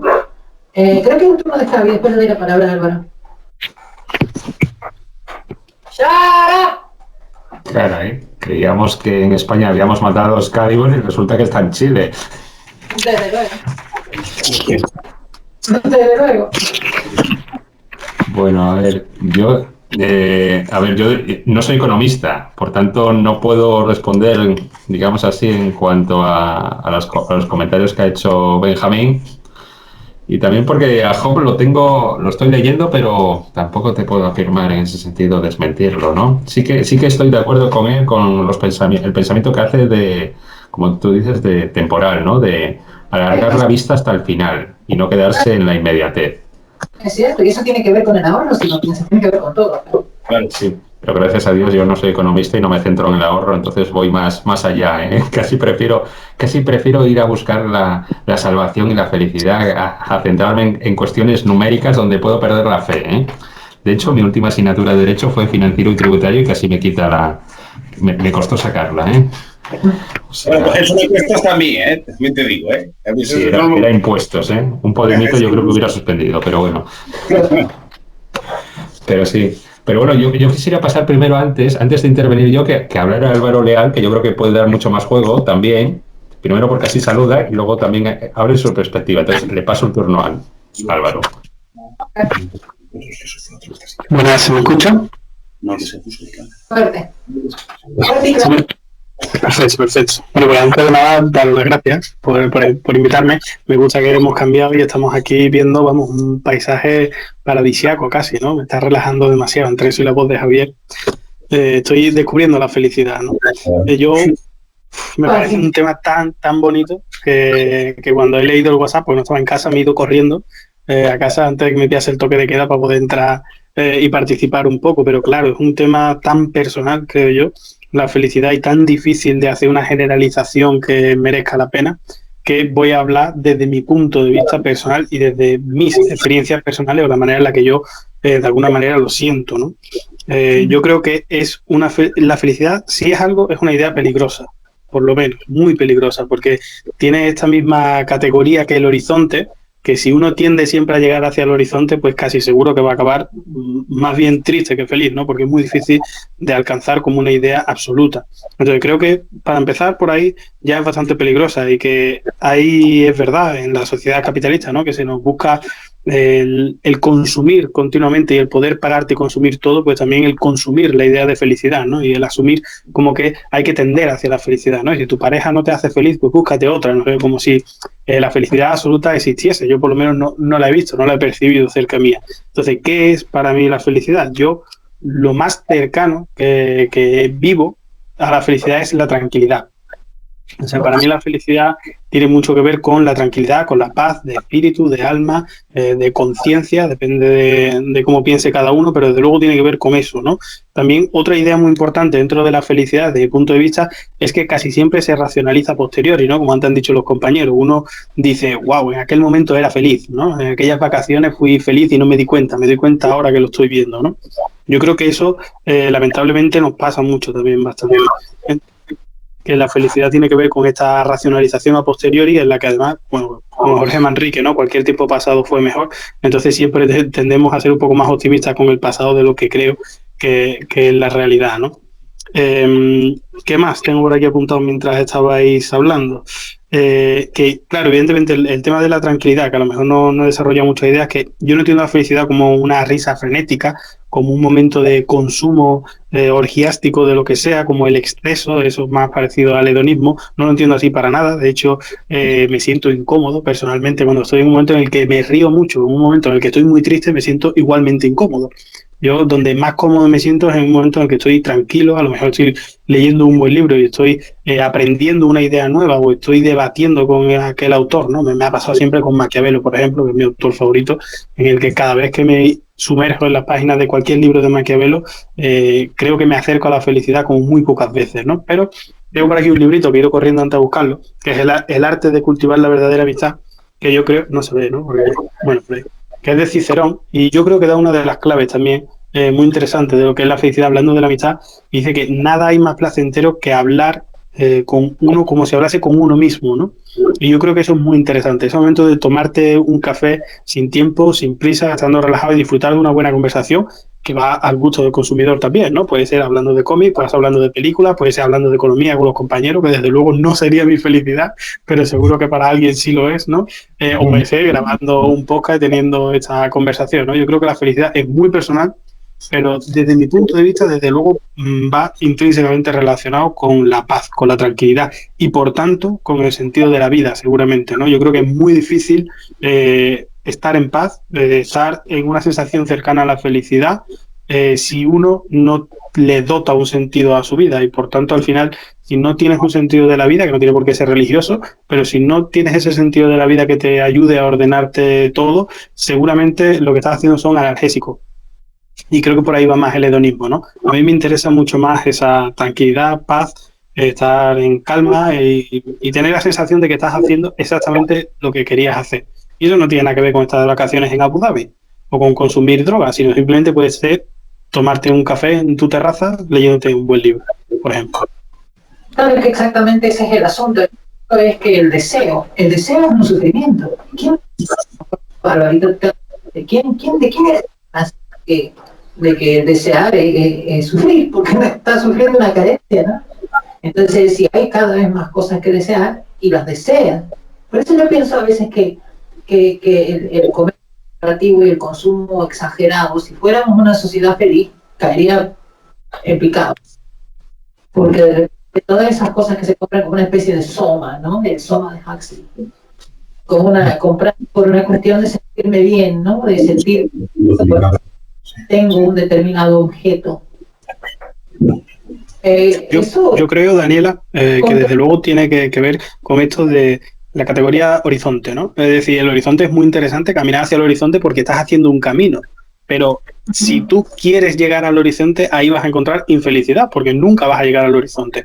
Ahora, es bien interesante que te des cuenta de que estás usando esa categoría, ese elemento, esa idea del horizonte para ir ayudándote a hacer un camino y que seas capaz de luego entender y comprender el camino que estás haciendo. Entonces yo creo que la felicidad tiene que ver con eso, ¿no? Es decir, buscar la felicidad no está mal, porque si tú sabes qué es lo que a ti te hace ser feliz, pues eso está bien, aunque sea una pequeña pildorita, mejor para ti, mejor para ordenarte tu vida. Yo estoy totalmente en contra de esta productividad, de que todo tiene que ser productivo, ¿no? Hace poco hablaba con una amiga, por ejemplo, que me contaba que tenía como 4 trabajos ahora mismo, ¿no? Y digo yo, bueno, estarás ahorrando muchísimo dinero. Y me decía, no, porque se me va en esto. Y yo, ¿no te has dado cuenta que si te quitas todos esos gastos superfluos, solo tienes que trabajar a lo mejor en 2? Y tienes mucho más tiempo libre para hacer lo que a ti te dé la gana, que no tiene por qué ser algo productivo, ¿no? Y yo entiendo la vida de esa manera, en la que el ser siempre es mucho más importante que el tener. Entonces, por eso digo que si tú tomas la idea como un horizonte, está bien, porque te va a ayudar a caminar, te va a ayudar a que disfrutes del camino. Ahora, si tú quieres llegar a esa idea horizonte, nunca vas a llegar, porque tal y como des 2 pasos, el horizonte estará 2 pasos más lejos. Y por tanto, ahí es donde creo que se puede encontrar la infelicidad. Y de hecho lo vemos claramente, que son las sociedades capitalistas desarrolladas y muy productivas las que están todo el día tomando analgésicos y sucedáneos y drogas y cosas, porque yo creo que las sociedades más sencillas, no sé si son más felices como nosotros lo entendemos, pero desde luego viven con más tranquilidad y con más paz de espíritu que nuestras sociedades, sin duda, vamos.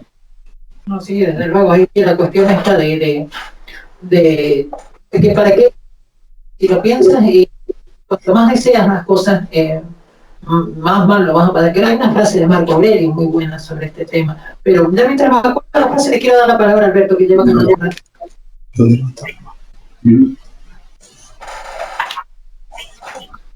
Vale. A ver, bueno, yo he dado una definición de felicidad que por parecer no ha satisfecho a nadie. Pero bueno, se ha repetido de nuevo, que es decir, lo ha dicho Álvaro Leal, el asunto de eso ya lo decía Santo Tomás y lo vuelvo a repetir. Es decir, esto es que es la definición habitual de felicidad, por lo menos en la cristiandad. Antes en Roma era de nuevo una felicidad del cuerpo y no una felicidad del alma. Entonces en Santo Tomás se dice exactamente las mismas cosas que ha dicho Álvaro Leal, es decir, es un sentido de la vida en el cual tú sabes que lo que haces es lo correcto. Entonces, eso es lo que defiende Santo Tomás, y lo dice que además estás seguro de lo que estás haciendo es lo correcto, Y eso se debe gracias a que tienes una fe que más o menos te lo ratifica. Y de nuevo, la felicidad sería hacer el bien al prójimo, en ese sentido.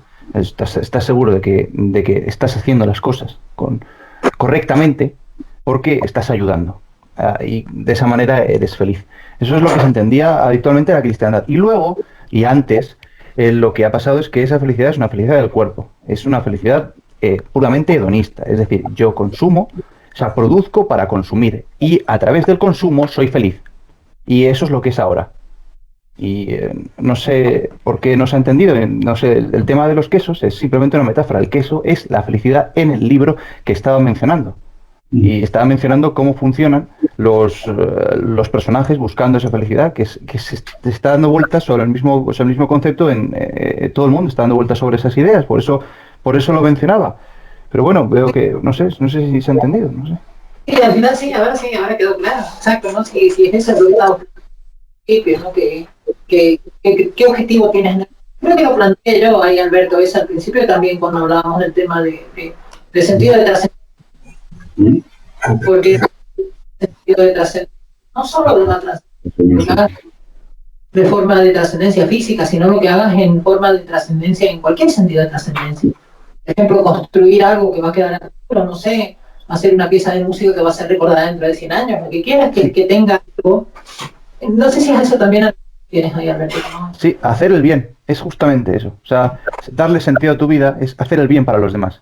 Y eso es lo que te hace feliz. Esa es la idea que estabais defendiendo, sí. Claro, y que no se debes de crearte necesidades que te van a llevar a más sufrimiento y a más carencia, ¿no? Claro. Es el camino. Pero claro, el problema es lo que genera eso a la larga. Es el asunto del sacrificio, ahorro y las generaciones futuras. ¿Qué pasa con las generaciones futuras? No sé, o sea, ¿qué pasa cuando extiendes el libro de quién se ha llevado mi queso más allá del libro? Pues lo que pasa es que cada vez hay más queso. Y cada vez la gente llega a la felicidad y entiende que es la felicidad del cuerpo. Entonces hay menos ayuda hacia los demás. Hay menos felicidad del alma y más felicidad del cuerpo. Entonces y ahí llegamos a la dicotomía y el problema. Esa es la problemática de la felicidad. Muy bien. Bueno, ahora dejo turno abierto, no sé quién ahí quería. Sí. Hay un libro que trata esto, que creo que se llama Las contradicciones del capitalismo o algo así. Hay inflación de felicidad. Porque uno produce, uno tiene que ahorrar y trabajar para producir. Una vez que produce hay sobrecarga, entonces nos olvidamos de cómo se ha producido eso. Y eso es lo que explica un poco el libro ese, que Bastos lo recomienda mucho. Y es lo que hablamos siempre, bueno, que se usa así mucho de eso de los malos tiempos crean buenos hombres, los buenos hombres crean malos tiempos, crean buenos tiempos y los buenos tiempos crean malos hombres. No, es como un ciclo. Yo creo que todos estamos convergiendo bajo unas mismas ideas. Yo creo que todos estamos más o menos de acuerdo en lo principal y me gusta, ¿no? que lleguemos a ese punto en común. Lo que ha dicho Álvaro, yo la verdad es que me ha parecido fantástico porque me siento reflejado en lo que ha dicho, ¿no? Alberto.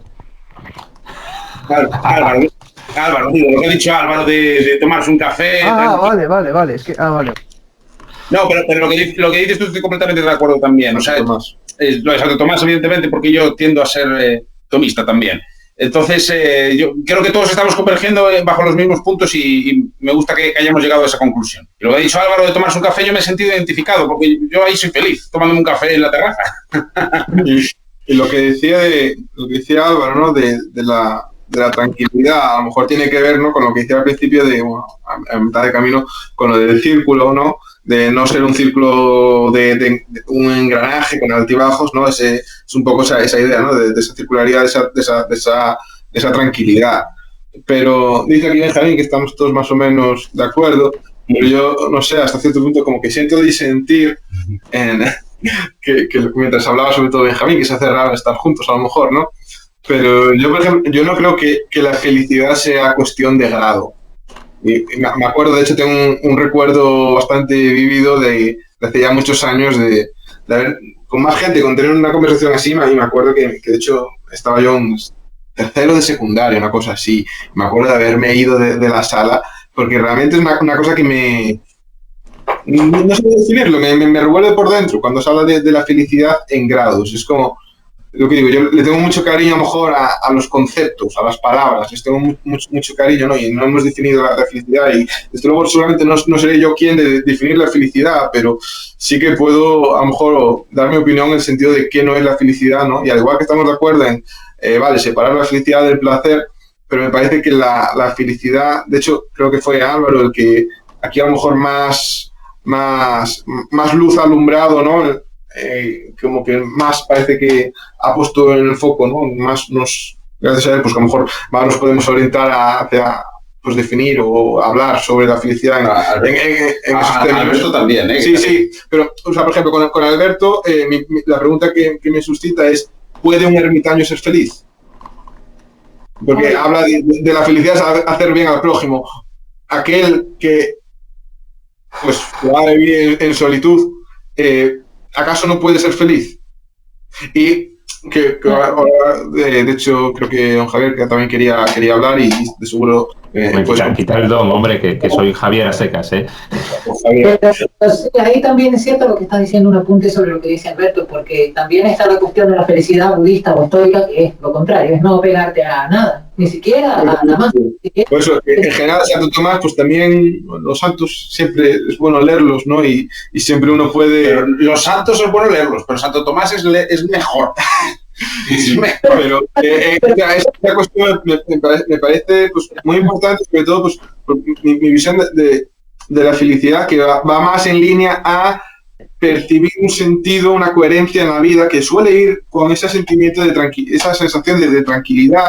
Y yo creo que normalmente lleva consigo la consciencia de ese estado, de ser feliz. Y ahí está, es decir, por ejemplo, los españoles tenemos algo que los ingleses y otros idiomas no tienen, ¿no? El ser y estar, que en inglés es lo mismo. Sí. Me parece que a la hora de definirlo, pues, es una riqueza de las mayores riquezas que tiene el español y es el diferenciar el ser y estar. Yo no creo que uno pueda estar feliz. Yo creo que uno es feliz. Y yo creo que cuando uno es feliz, ya es para siempre. Yo creo que la felicidad es ya para siempre, de seguro, y por la edad que a lo mejor algunos aquí tenemos, no hemos alcanzado esa felicidad, pero yo creo que uno cuando es feliz le puede, pues como por ejemplo, le puede morir el padre y no deja de ser feliz, porque no tiene que... A mi juicio, la felicidad nada tiene que ver con el estado anímico que uno pueda tener, con las emociones o sentimientos que uno pueda estar teniendo. Y me gustó mucho, Álvaro, creo que fue, ¿no? Que decía que la felicidad para mí no es una smiley face, ¿no? Una cara sonriente. Y estoy muy de acuerdo con eso. Y de hecho es algo que llevo diciendo pues mucho tiempo ya. Es una de las cosas que me repatea mucho. Porque hablamos de eso, de las diferentes, ¿no? Pues la ira, y nos imaginamos a alguien enfadado, o nos imaginamos a alguien con miedo, como con los brazos cruzados e indefenso. Pero hablamos de la felicidad y siempre le ponemos una cara alegre, una cara sonriente, que ni siquiera es lo mismo la sonrisa que la alegría, pero bueno. Y a mí es algo que, y lo confieso como pues, aquí abriéndome yo un poco, ¿no? Sin quererme poner demasiado íntimo, pero sí que es algo que me lleva mucho tiempo, cuestionando y no sé por qué, es algo como que me escuece en la cabeza, por así decirlo, esta vinculación que se hace de la felicidad con una cara sonriente. Es que no tiene que ver con estar alegre la felicidad. La felicidad yo creo que se acerca más a la plenitud, si se quiere, que es un término que parece que ha quedado en desuso, a una coherencia en la vida, a una manera de afrontarse la vida. La felicidad yo creo que tiene que ver más con la manera en la que uno se enfrenta a las cosas buenas y las cosas malas de la vida. Algo que, si se quiere, tampoco estoy convencido de que sea algo que se aprenda. O sea, no pondría la mano en el fuego diciendo que la felicidad es algo que se aprende. O sea, creo que es algo, si se quiere... Una pregunta, Martín. Sí. Por ejemplo, cuando tú, por ejemplo, dices que no hay grados de felicidad, y sin embargo, ahora estamos hablando en relación a lo que decía Alberto, que era el Santo Tomás, la felicidad para Santo Tomás, claro, es el bien perfecto. Un segundín, Daniela. Antes de todo, es que eso es lo que quiero, volver a Alberto y que aclare si hay una cuestión cantista. No, decía que Alberto cuando hace referencia a Santo Tomás, que Santo Tomás habla de la felicidad pues como el bien perfecto, lo que colma totalmente el apetito, lo tengo aquí escrito y no me puedo equivocar, solo colma el bien universal y la verdad universal. Entonces, claro, Santo Tomás identifica la felicidad con Dios, como el participar de la verdad absoluta, el participar del bien absoluto, ¿no? Entonces, claro, difícilmente no se puede entender la felicidad en este mundo si no participas de esa verdad. E incluso al no participar, necesariamente tienes que hablar de una felicidad por grados, en ese sentido, ¿no? Porque hay un grado de aproximación, hay un grado más o menos cercano o no. Entonces sí que puede ser feliz, más que por grados, joder, voy a acabar pronunciando mal incluso el español, más que por grados, yo diría incluso por momentos. Hay momentos en los que eres felices y hay momentos en los que no lo eres. ¿Por qué? Porque hasta que no tengas esa Excalibur ahí gritando, hasta que no tengas esa felicidad de manera absoluta, lo que tienes son aproximaciones. Vas sumando pues este momento feliz, más este momento feliz, más este momento feliz, hasta que llegues hasta la totalidad, ¿no? Pero claro, hasta que no hagamos ese elemento trascendental, el ser humano acabará estará reducido por su propia naturaleza, que es la finitud. Entonces, en esa finitud, la felicidad también está. O sea, un ser finito no puede tener algo en manera absoluta, hasta que no dé un traspaso, vamos a decirlo así, ¿no? Y luego, por otro lado, yo también quería hacer un poco de crítica, vamos a hacer así de abogado del diablo, en el sentido de que, por ejemplo, aquí habláis de una felicidad, como dice Álvaro, de me tomo un café o veo al Atlético de Madrid, no sé cómo quedó, contra el Sevilla o sobre el que ganó, y dices, vale, mi momento feliz. No, bueno, mejor porque le puso un 1 que ganaba el Sevilla, así que bueno, a ver la quiniela como me toca. Eso sería euforia, o sea, eso sería emoción de alegría, sentimiento de euforia, pero no es felicidad. Yo no creo que la felicidad venga por momentos, no creo que la felicidad sea acumulativa. Yo no creo que una persona que haya alcanzado la felicidad haya sido fruto de haber vivenciado situaciones felices. ¿Acaso alguien a quien solo le sucede desgracias no puede ser feliz? ¿Acaso alguien que vive en soledad por elección, pongo el caso de un año, no puede ser feliz? Pero incluso te digo más, tú puedes ser feliz habiendo miseria a tu alrededor. O sea, sí. ¿Puedes realmente ser feliz sabiendo que hay miseria, que hay gente que se está muriendo, que está sufriendo a tu alrededor? Yo creo que sí. Pues claro, entonces la felicidad es una cuestión individual. Da igual que el mundo se vaya a la mierda, si tú eres feliz te va a dar igual. Entonces, en ese sentido, no es una felicidad absoluta, es una felicidad muy parcial. Me parece que no es lo mismo el hecho de que te dé igual que el mundo se vaya a la mierda, creo que han sido tus palabras, o que el mundo se derrumbe. Me parece que no es lo mismo que te dé igual a que ello no turbe tu felicidad. Tú puedes ser feliz y estar triste, estar enfadado, sentir ira, estar preocupado y estar llorando, y sigues siendo feliz. Las distintas emociones que distintos sucesos te pueden producir, los distintos sentimientos que uno puede estar sintiéndose, válgase la redundancia, no turban esa felicidad. Yo creo que parte de la definición de la felicidad es que es inturbable. Es decir, y no es que si eres feliz todo te da igual y estás sonriendo todo el día y qué más da que el mundo se vaya a garete. No, pues incluso es más útil en el sentido de siendo feliz, desde luego, te predispone de por sí, y muy de acuerdo hasta cierto punto, ¿no? con esta idea de querer el bien para el prójimo, pero de la misma manera que si uno tiene algo que valora y que cree muy, muy bueno, pues tiende a querer a compartirlo. Así se ve tanto debate, ¿no? O yo qué sé, todo vegano quiere convertir a los demás, ¿no? Es decir, cree que esto es tan bueno que quiere hacer al otro. Entonces, sí que es parte... o sea, es parte de lo que es feliz el querer compartirlo, pero es más, yo creo que es capaz de compartirlo, de irradiarlo, si se quiere, incluso sin pretenderlo. También es una cuestión importante, ¿no? Es decir, porque se hablaba de esta idea de alcanzar la felicidad. Yo no estoy seguro. Y luego digo, yo no creo que todo el mundo muramos habiendo sido felices. En primer lugar, porque no lo considero que sea un estado como una emoción por las que todos pasamos. De hecho, una de las cosas que está muy estudiada y es muy interesante, y es que todos somos capaces de reconocer las distintas, si se quiere, caras que representan las distintas emociones de cualquier cultura. De cualquier cultura. Somos todos capaces de identificar las emociones. Es más, por lo general, todos hemos vivido, en mayor o menor grado, evidentemente, esas distintas emociones. Yo no creo que todos hayamos sido felices, de que todos muramos felices. No me parece que es algo que se nos es dado a todos. Bueno, es que... Bueno, por fin, perdón. Pero sí, no, al final estoy de acuerdo totalmente. Benjamín ha sido el genio de la noche para mí. Porque además no veo... Martín, ¿qué? Martín, perdón, Martín. Porque además... Sí, Martín. Porque además, si lo piensas, esta cuestión de, por ejemplo, el altruismo como mecanismo de la felicidad, puede serlo, puede no serlo, depende del individuo, ¿no? Depende, yo creo que ser altruista o ser un ermitaño no es ni deja de ser una garantía para ser feliz, no sé, por lo menos yo lo veo así, no lo veo como una cuestión determinante, no sé, a lo mejor hay factores determinantes, pero dependen del individuo, ¿no? Pero no es ni condición necesaria ni desde luego suficiente para alcanzar la felicidad. Yo considero que no es condición necesaria ser altruista para ser feliz. Creo que es algo que suele venir de la mano, pero no creo que ni que sea necesario ni suficiente para la felicidad. Si puedo, lo respondo. Sí, por favor. Bien, vamos a ver.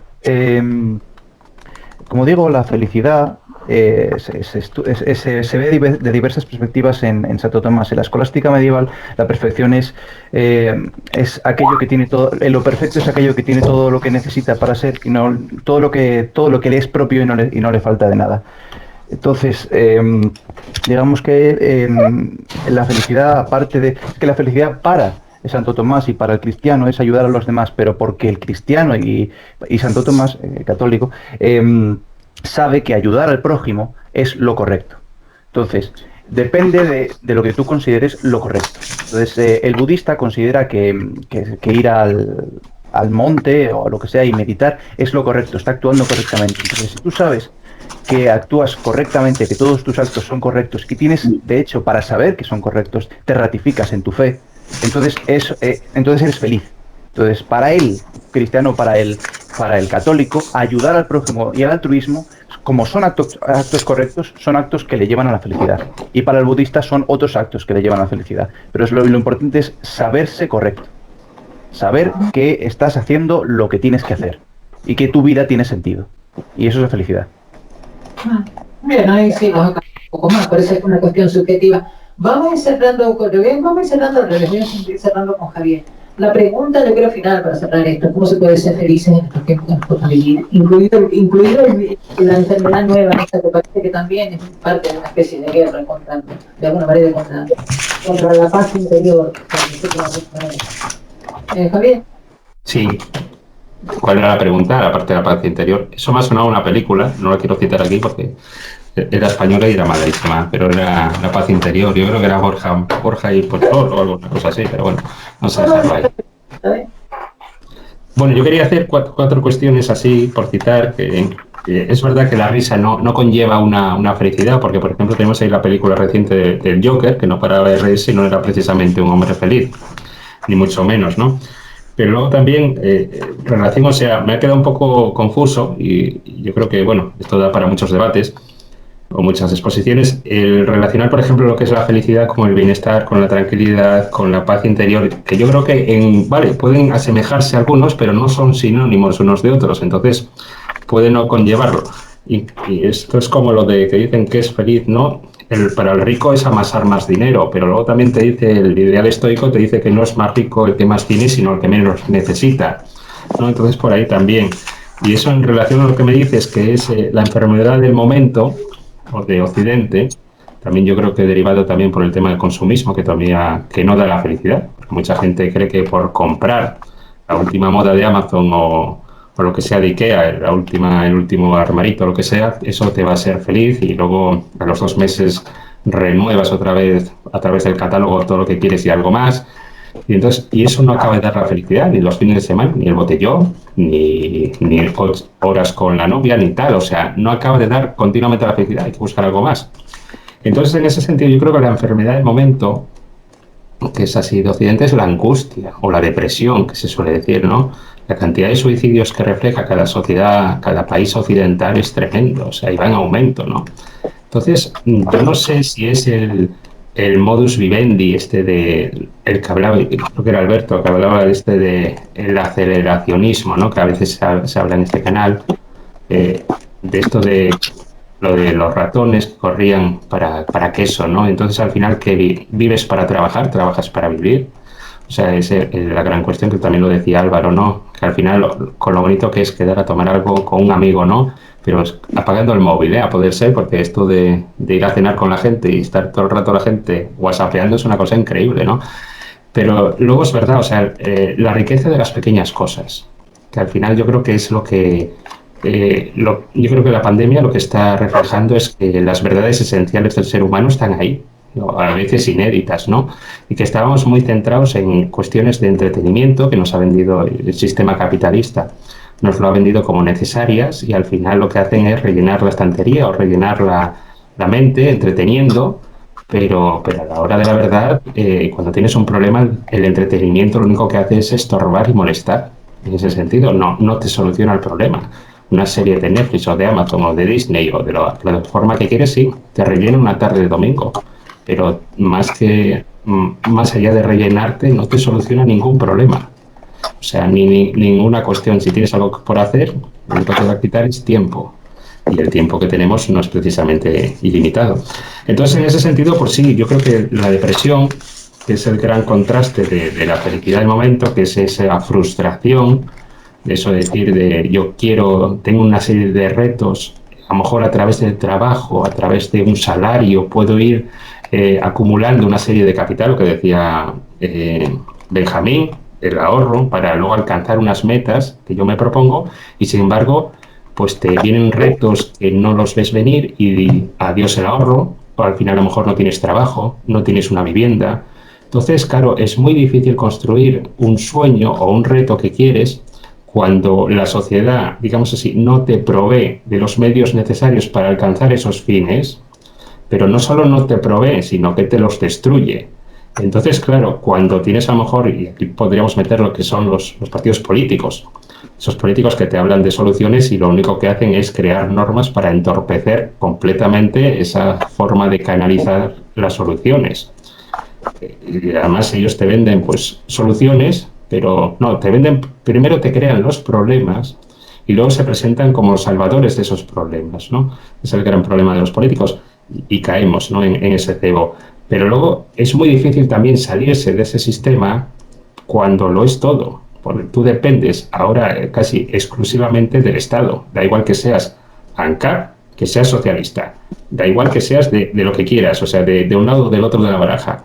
¿Por qué? Porque dependes exclusivamente del Estado. Hoy desaparece el Estado y nos vamos todos al garete.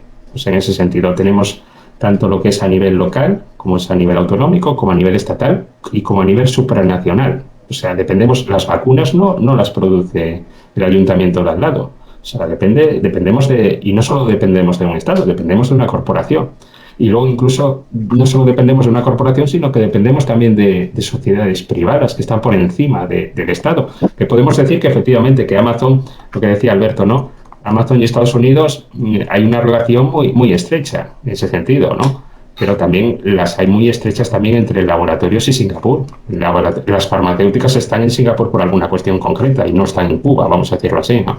Entonces, bueno, yo creo que la felicidad, concretándose, cada uno efectivamente tiene que buscarle un sentido a la vida, a la propia existencia, y también tiene que buscarse una forma de, no solo individualista, en cuanto a salvarte tus propias castañas, sino también solucionar el problema que tengas a tu alrededor de una manera en que puedas colaborar a ayudar a la gente, ¿no?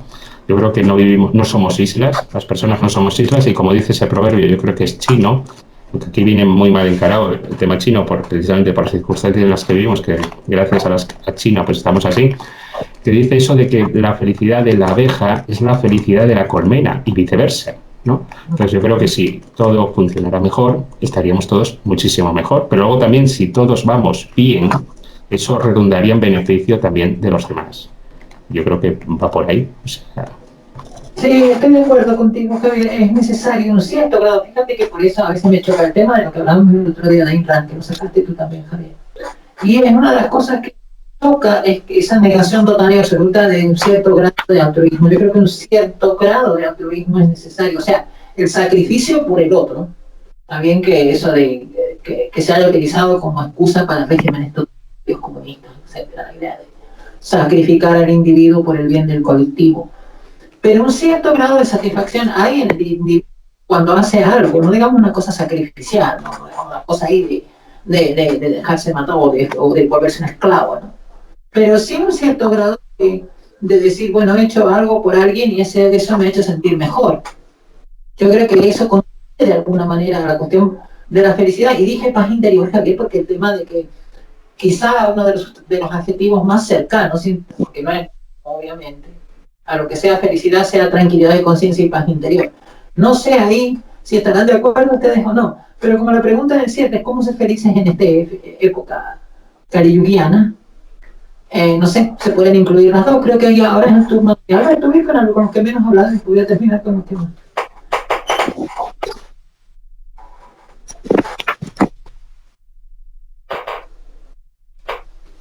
Alberto. Alberto, que no te escucho bien. ¿A quién, si no, ¿a quién le das el turno? Álvaro o Alberto.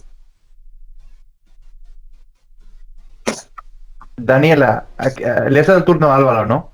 Álvaro no, habla.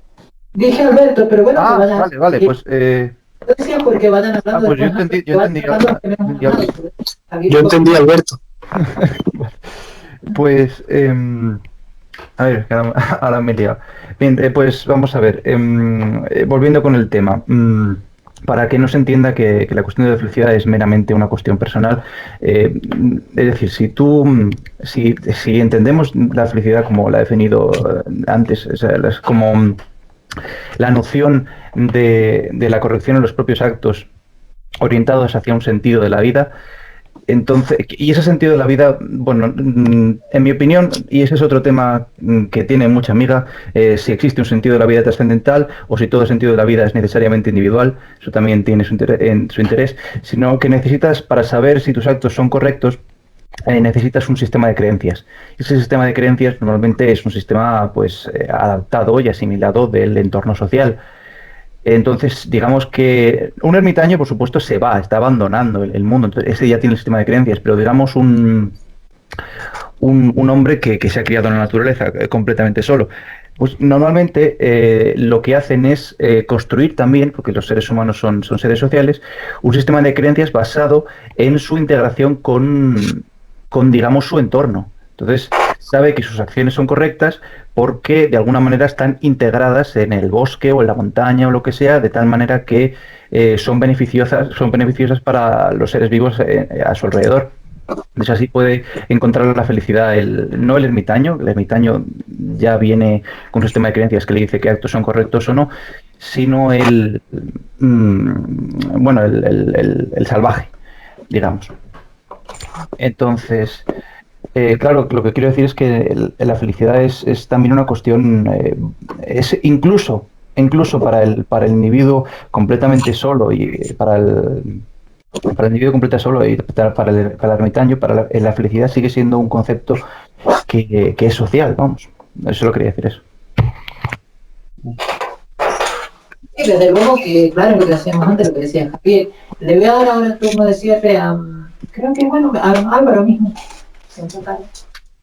Sí, bueno, yo creo que casi que nos daría para otro debate, ¿no? Otro día, un volumen 2, porque es muy... Para ser felices en estos tiempos que nos ha tocado. Me gustaría eso, como siempre hoy, porque es cierto que este tema no para. Sí, yo creo que sí, yo creo que da para mucho porque fíjate, ¿no? Esto que se estaba hablando ahora de si se puede alcanzar la felicidad desde la maldad, por ejemplo, ¿no? Si solo la felicidad es como algo positivo y si, por ejemplo, un violador puede ser feliz haciendo lo que hace, por ejemplo, o simplemente o no es imposible que esto suceda, ¿no? Yo creo que es un debate realmente interesante y que incluso puede dar un poquito de miedo. Entonces yo, para terminar, bueno, una cosa decía Javier, que ha dicho el tema de lo de las abejas y la colmena, eso también lo dice Marco Aurelio en las meditaciones y dice lo que no es bueno para la colmena no puede ser bueno para las abejas. Es una frase de Marco Aurelio. Y me gustaría terminar con respecto a esto que he dicho de que la felicidad debe de ser, desde mi punto de vista, lo más alejado a la productividad y a la economía posible, con una historia muy pequeñita que a mí me gusta mucho, ¿no? Es este empresario estadounidense que se va de vacaciones a México y estando allí en una pequeña aldeita pesquera se encuentra con un paisano que está allí, pues simplemente tomando el sol y le dice: ¿tú eres pescador? Dice: sí, yo trabajo de pescador. Dice: bueno, y un trabajo duro, ¿no? Dice: sí, un trabajo duro. ¿Cuántas horas trabajas al día? Dice: 3 horas al día. Dice: pero hombre, ¿pero cómo trabajas 3 horas al día? Dice: sí, porque con eso me da para pues que coma mi familia y también para intercambiar algún producto en la aldea y con eso está bien. Y dice: pero pues, ¿cómo no trabaja usted 10 horas al día? Y le pregunta: ¿y para qué? Y dice: porque trabajando 10 horas al día podrías obtener excedentes y luego venderlo en la aldea para comprar más cosas. Y dice: ¿para qué? Dice: porque en 3 años podrías con este excedente abrirte una tienda. Y dice: ¿para qué? Dice: porque si sigue trabajando así de duro, en 10 años podría abrirse 2 o 3 tiendas, incluso tratar de empezar a vender ya los productos en la propia capital. Y dice: ¿para qué? Dice: porque en 20 años podrías abrir ya tu primera tienda en la capital. ¿Y para qué? Dice: porque en 30 años serías capaz de abrir, trabajando tanto, una fábrica en la ciudad. Y dice: ¿para qué? Dice: porque con 40 años serías rico, ¿no? Entonces dice: ¿a qué dedica el día usted ahora mismo? Dice: pues yo me levanto tarde, desayuno con mis hijos, luego me voy a pescar las 3 horas, luego vuelvo, duermo la siesta con mi mujer y por la noche me voy a tocar la guitarra con mis amigos y a beber cerveza, ¿no?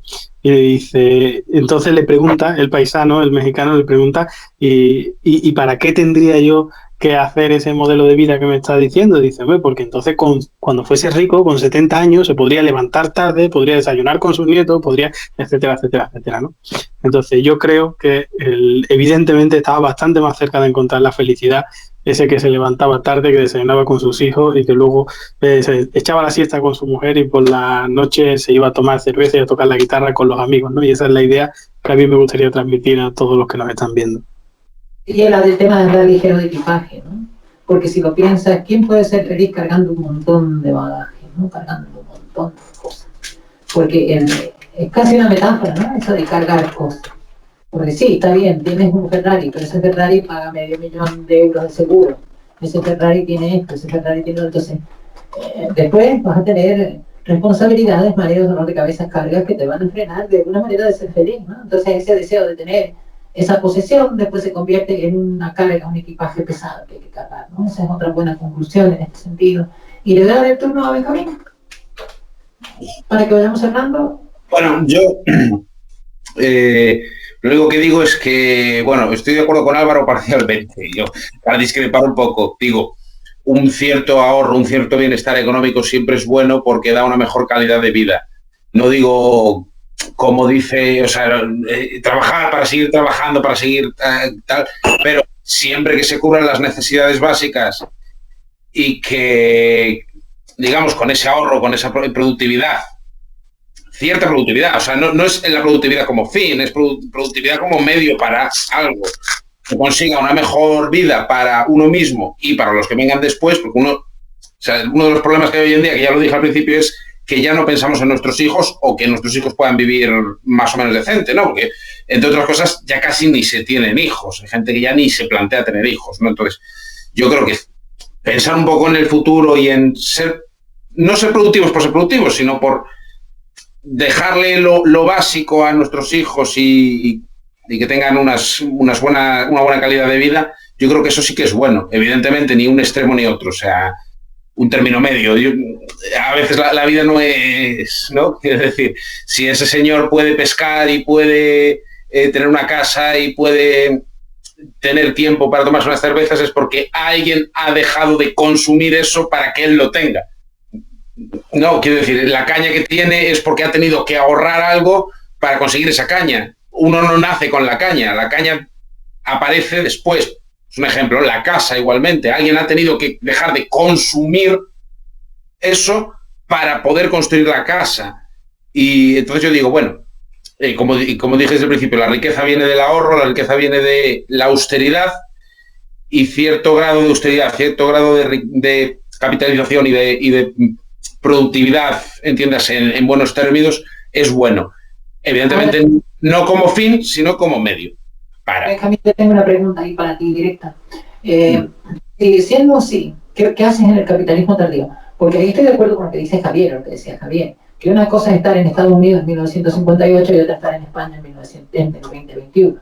O sea, hay lugares donde ser un emprendedor y poder ahorrar y poder tener tu empresa y poder, es factible. Ahora, si te vas al otro extremo, si te vas para Corea del Norte, ¿qué vas a ahorrar? ¿Qué clase de...? Y un poco, hay un... Yo el otro día lo hablamos aquí en un programa, ¿no? La peronización del mundo, que el mundo se está peronizando, de a poco los gobiernos imprimen más dinero, de a poco todo este tipo de cosas. Entonces, claro, ahí sí es muy difícil entrar en ese juego de decir voy a poder ahorrar para construir mi futuro. Claro. Es que yo... hasta luego, querido amigo. A ver si coincidimos en otra. Los estados hoy en día, bueno, esto ya es una cosa muy mía, los estados hoy en día no les interesa que miremos a largo plazo. Les interesa que miremos a corto plazo, porque mirando a corto plazo no tendremos nada y tendremos que depender de ellos. Esto ya digo que es una cosa mía. Pero, evidentemente, a un Estado no le conviene que alguien ahorre y sea independiente, o que pueda valerse por sí mismo, o que pueda dejarle a sus hijos algo, o que pueda, como tenemos hoy en día las pensiones aquí en España. ¿Cómo tenemos las pensiones? Nosotros no pagamos nuestra pensión al día de mañana, nosotros pagamos la pensión a los señores que están ahora jubilados. Entonces, claro, no hay esa mira al futuro, eso que puede pasar, ese miedo a la incertidumbre, que la incertidumbre es natural y la desaparición de la incertidumbre es artificial, y es una cosa artificial que hace el Estado para, digamos, tenernos sometidos.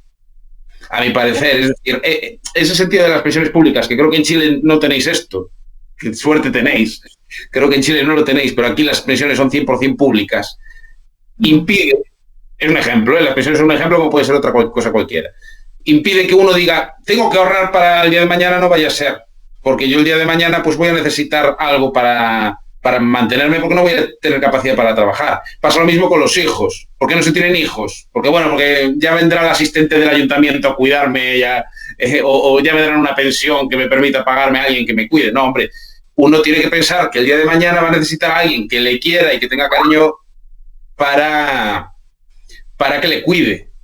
¿No? Por eso yo creo que parte de la razón de no tener hijos es que uno no se da cuenta de que igual el día de mañana necesita a alguien que le trate, que le cuide, que le mime cuando sea mayor. Entonces, todos estos... volvemos al principio. Yo digo que es necesario tratar el tema de la preferencia temporal. Preferencia temporal como cortoplacismo o largoplacismo. El Estado induce al cortoplacismo. ¿Por qué? Porque le interesa que dependamos de él. Cortoplacismo siempre hace gente dependiente. Sí, que saques préstamos en lugar de ahorrar. Ahí no sé quién quería responder, Alberto creo que pedía, ¿no? ¿Quién quería responder? Sí, yo quería responderte a lo de por qué el budista es feliz. O sea, quiero decir, porque hay sistemas de creencias que pueden ser más o menos positivos y más o menos negativos. Entonces, ¿por qué el budista puede no ayudar y irse por ahí y digamos, abstraerse de todo y de esa manera alcanzar la felicidad? Aunque el nirvana sea la liberación de los opuestos, que es otro tema, pero bueno. El caso es que Buda se dio cuenta un poco de este tema, del tema de que si tú ayudas al prójimo o no consigues ayudarle y entonces se vuelve dependiente de ti, o consigues ayudarle y entonces los dos os volvéis más independientes el uno del otro y por lo tanto más capaces, que no significa que lo que dije al principio no significa que los dos no os tengáis que seguir ayudando y por lo tanto sea cada vez más lo que podéis hacer juntos. El problema es que Buda vio esto y se dio cuenta de que si esto continuaba, cada vez se produciría más. Y si cada vez se producía más, cada vez se consumía más. Y eso al final implicaría una intervención a gran escala mayor en el mundo de los seres humanos y menos, digamos, armonía o integración natural de los seres humanos. O sea que los seres humanos acabarían dominando al mundo natural y de alguna manera eso acabaría por destruirlos. Entonces, eso es claro. Entonces, ¿cuál es la solución de Buda? La solución de Buda es vete ahí al monte, practica la religión, medita y tal y cual, y no ayudes al prójimo. Y aún así, esos son actos correctos. Por eso lo que decía antes Álvaro Leal de si un violador puede ser feliz, si considera actos correctos sus actos inmorales, así es lo que sería muy raro. Quiero decir, si una persona así es feliz, significaría que la sociedad ha fracasado. Nada más. Buen punto, muy buen punto. Sí, Martín, tú cierras. Sí, agradezco mucho este esta última intervención, este último comentario, porque algo similar quería decir yo. Una anotación a la definición que dabas del hombre feliz o el hombre que pueda llegar a ser feliz. Me parecería entonces que sería más bien una definición de el católico que pueda llegar a ser feliz. Me parece un matiz importante, y por eso yo decía, cuando decía, ¿no?, de que no me parece que sea condición necesaria para que un hombre pueda llegar a ser feliz. A lo mejor sí, y a lo mejor ella sí que podemos estar de acuerdo en que sí es necesario esta ayuda al prójimo para que un católico pueda llegar a ser feliz. Sí, eso quería decir.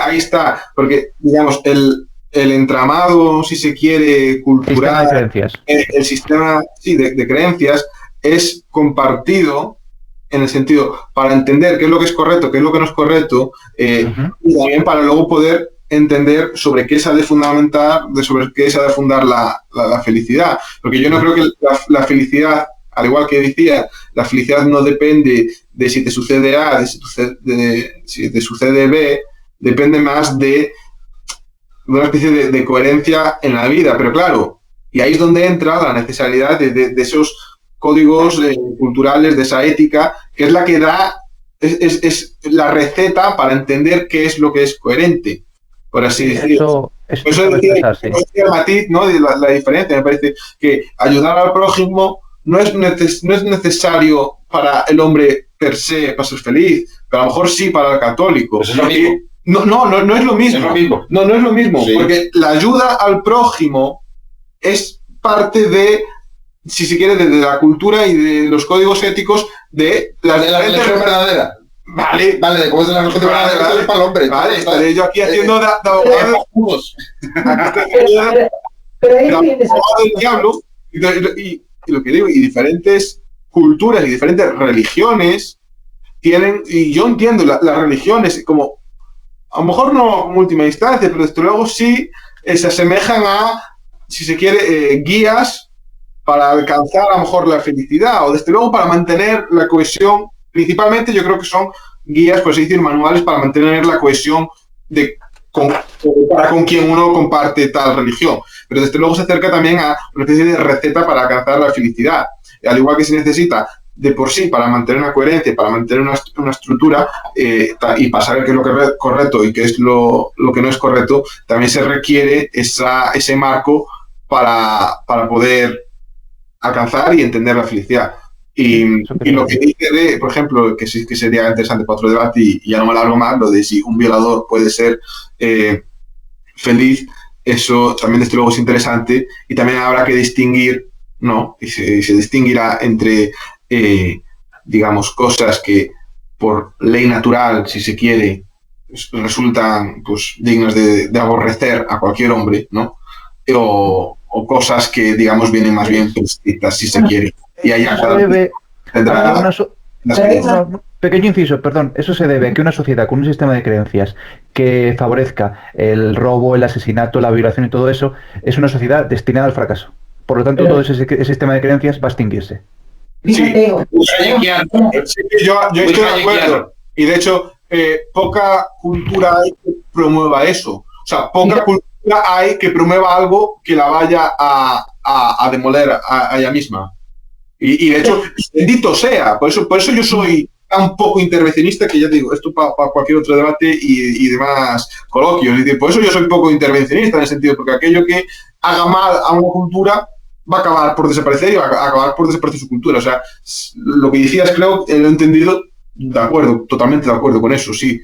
Pero ahí yo quiero recomendarles a todos un libro que no sé, hay gente que le cuesta leer, pero me gustaría que lo leyeran, que se llama Capitalismo y Esquizofrenia, el Antiedipo. Yo no estaba hablando con los seguidores de Paleopolítica sobre ese libro, porque es cierto que hay un cierto grado, digamos, de despegue de la realidad, ¿no? O sea, lo que dice Alberto es cierto, una sociedad donde un violador, pongamos, es feliz, es porque es una sociedad que está completamente, digamos, podrida en sus bases, en el sentido de que no tiene ninguna especie, o sea, que es el deseo por el deseo en sí, donde la felicidad se multiplica a través del deseo por el deseo en sí, ¿no? O sea, no hay ninguna especie de valores, digamos, de ninguna clase, valores no humanos, ya llegas al nivel de lo no humano. Que es el esquizo de otra realidad. De la realidad. Iba a decir que eso dice mucho de la sociedad de la que tal hombre provenga, y no necesariamente de la sociedad en la cual acometa tales actos. Me parece, porque si un hombre de un país en el que ciertas cosas están bien, viene aquí a España o otro país, digamos, de cultura semejante a la nuestra, y es feliz haciendo esas cosas que aquí aborrecemos, poco dice de nuestra cultura. Me parece, aquí estoy yo haciendo un poco de apología, de defensa de la cultura, a lo mejor, o de tal sociedad, es decir, que una sociedad puede tener dentro de ella gentes que sean felices haciendo cosas que de por sí van en contra de esa sociedad. Entonces, y uno puede pensar, bueno, ¿dónde lo ha aprendido? Y muchas veces sucede que no es precisamente la sociedad en la que hace eso. Sí, entonces, del Islam, sí. en una sociedad haga esas cosas y sea feliz haciéndolas, dice más de la sociedad de la que venga que de la sociedad en la que lo hace. Sí, claro. Sí. Exacto. No sé, chicos, querían decir algo más. Alberto, no sé si quedaba algo ahí o Javier. No, yo creo que ya dije todo lo que quería decir, sí. Pero sí, habría que volver a este tema, sobre todo por esa cuestión de lo que hablábamos antes, de la felicidad, de cómo varía según cada cultura, cada época, ¿no? También. Bueno, porque, por ejemplo, la gente, que yo lo discuto muchas veces con la gente, dicen, ay, es que los reyes antiguos oprimían. Dice, pero tú estabas ahí realmente o te han contado algo. Estás hablando por algo que te han contado, ¿no? Y si lo que te han contado es mentira. Siempre está esta cuestión de la costilla roja de la Matrix. No dice que lo que te han contado es mentira. Y todo lo que nos han contado hasta ahora es mentira, porque la estadística de suicidio demuestra que hay más suicidios que jamás antes en la historia, más antidepresivos y gente drogada y gente reventada. Entonces, ¿de qué nos están hablando? Por eso yo quería cerrar ahí con una frase de Ébola, ¿no? Bueno, una frase, una idea de Ébola, ¿no? De mantenerse en pie en un mundo en ruinas, siendo, como decíamos antes, íntegro a tus principios, ¿no? Sí, pero creo que hay que es que Ébola, o sea, creo que hay que ahí hablar un poco de Nietzsche. Creo que hay que hablar un poco de Nietzsche y la idea de Nietzsche de que el hombre puede construir su propio sistema de creencias y claro, entonces el hombre puede ser feliz en base a lo que él mismo se ha montado en su cabeza. Y claro, ahí es cuando Nietzsche llega a ese punto tan destructivo de la sociedad que es lo que caracteriza a su filosofía. Y eso es la parte negativa. Desmintió el psicoanalismo. Freud y luego Jung desmintieron esas ideas tan perversas, si se quiere, de Nietzsche. No sé si se me oye la pantalla. Sí. Por supuesto, porque como decía, la felicidad tiene que ser social. Y claro, y Nietzsche decía que no, que bastaba con ser individuales. Y por eso quería sacar ese tema. Pero yo creo que ya, si vamos a ir cerrando, pues ya lo dejamos. Sí. Sí, igual, sí. En fin, yo creo que por ahí hemos sacado suficiente provecho al tema. No sé, chicos, lo dejamos por hoy entonces. Un gusto. Sí. Quería agradecer mucho la invitación, en primer lugar, y la compañía y, bueno, pues a los demás contertulios. La verdad, ha sido muy fructífero. Yo digo lo mismo que él, ¿eh? Sí, déjame suscribir palabras, creo. Agradecer mucho a todos, a los que se han ido, a los que aún permanecemos. Y sí, que nos alargamos mucho y eso. Que ha sido un placer, he aprendido mucho, me ha gustado compartir con vosotros y me lo he pasado muy bien, gracias. Y no te olvides, Martín, de dejarme el link del canal de los dos, creo que el de Benjamín ya lo tengo. Tener los dos canales para ponerlos en la descripción.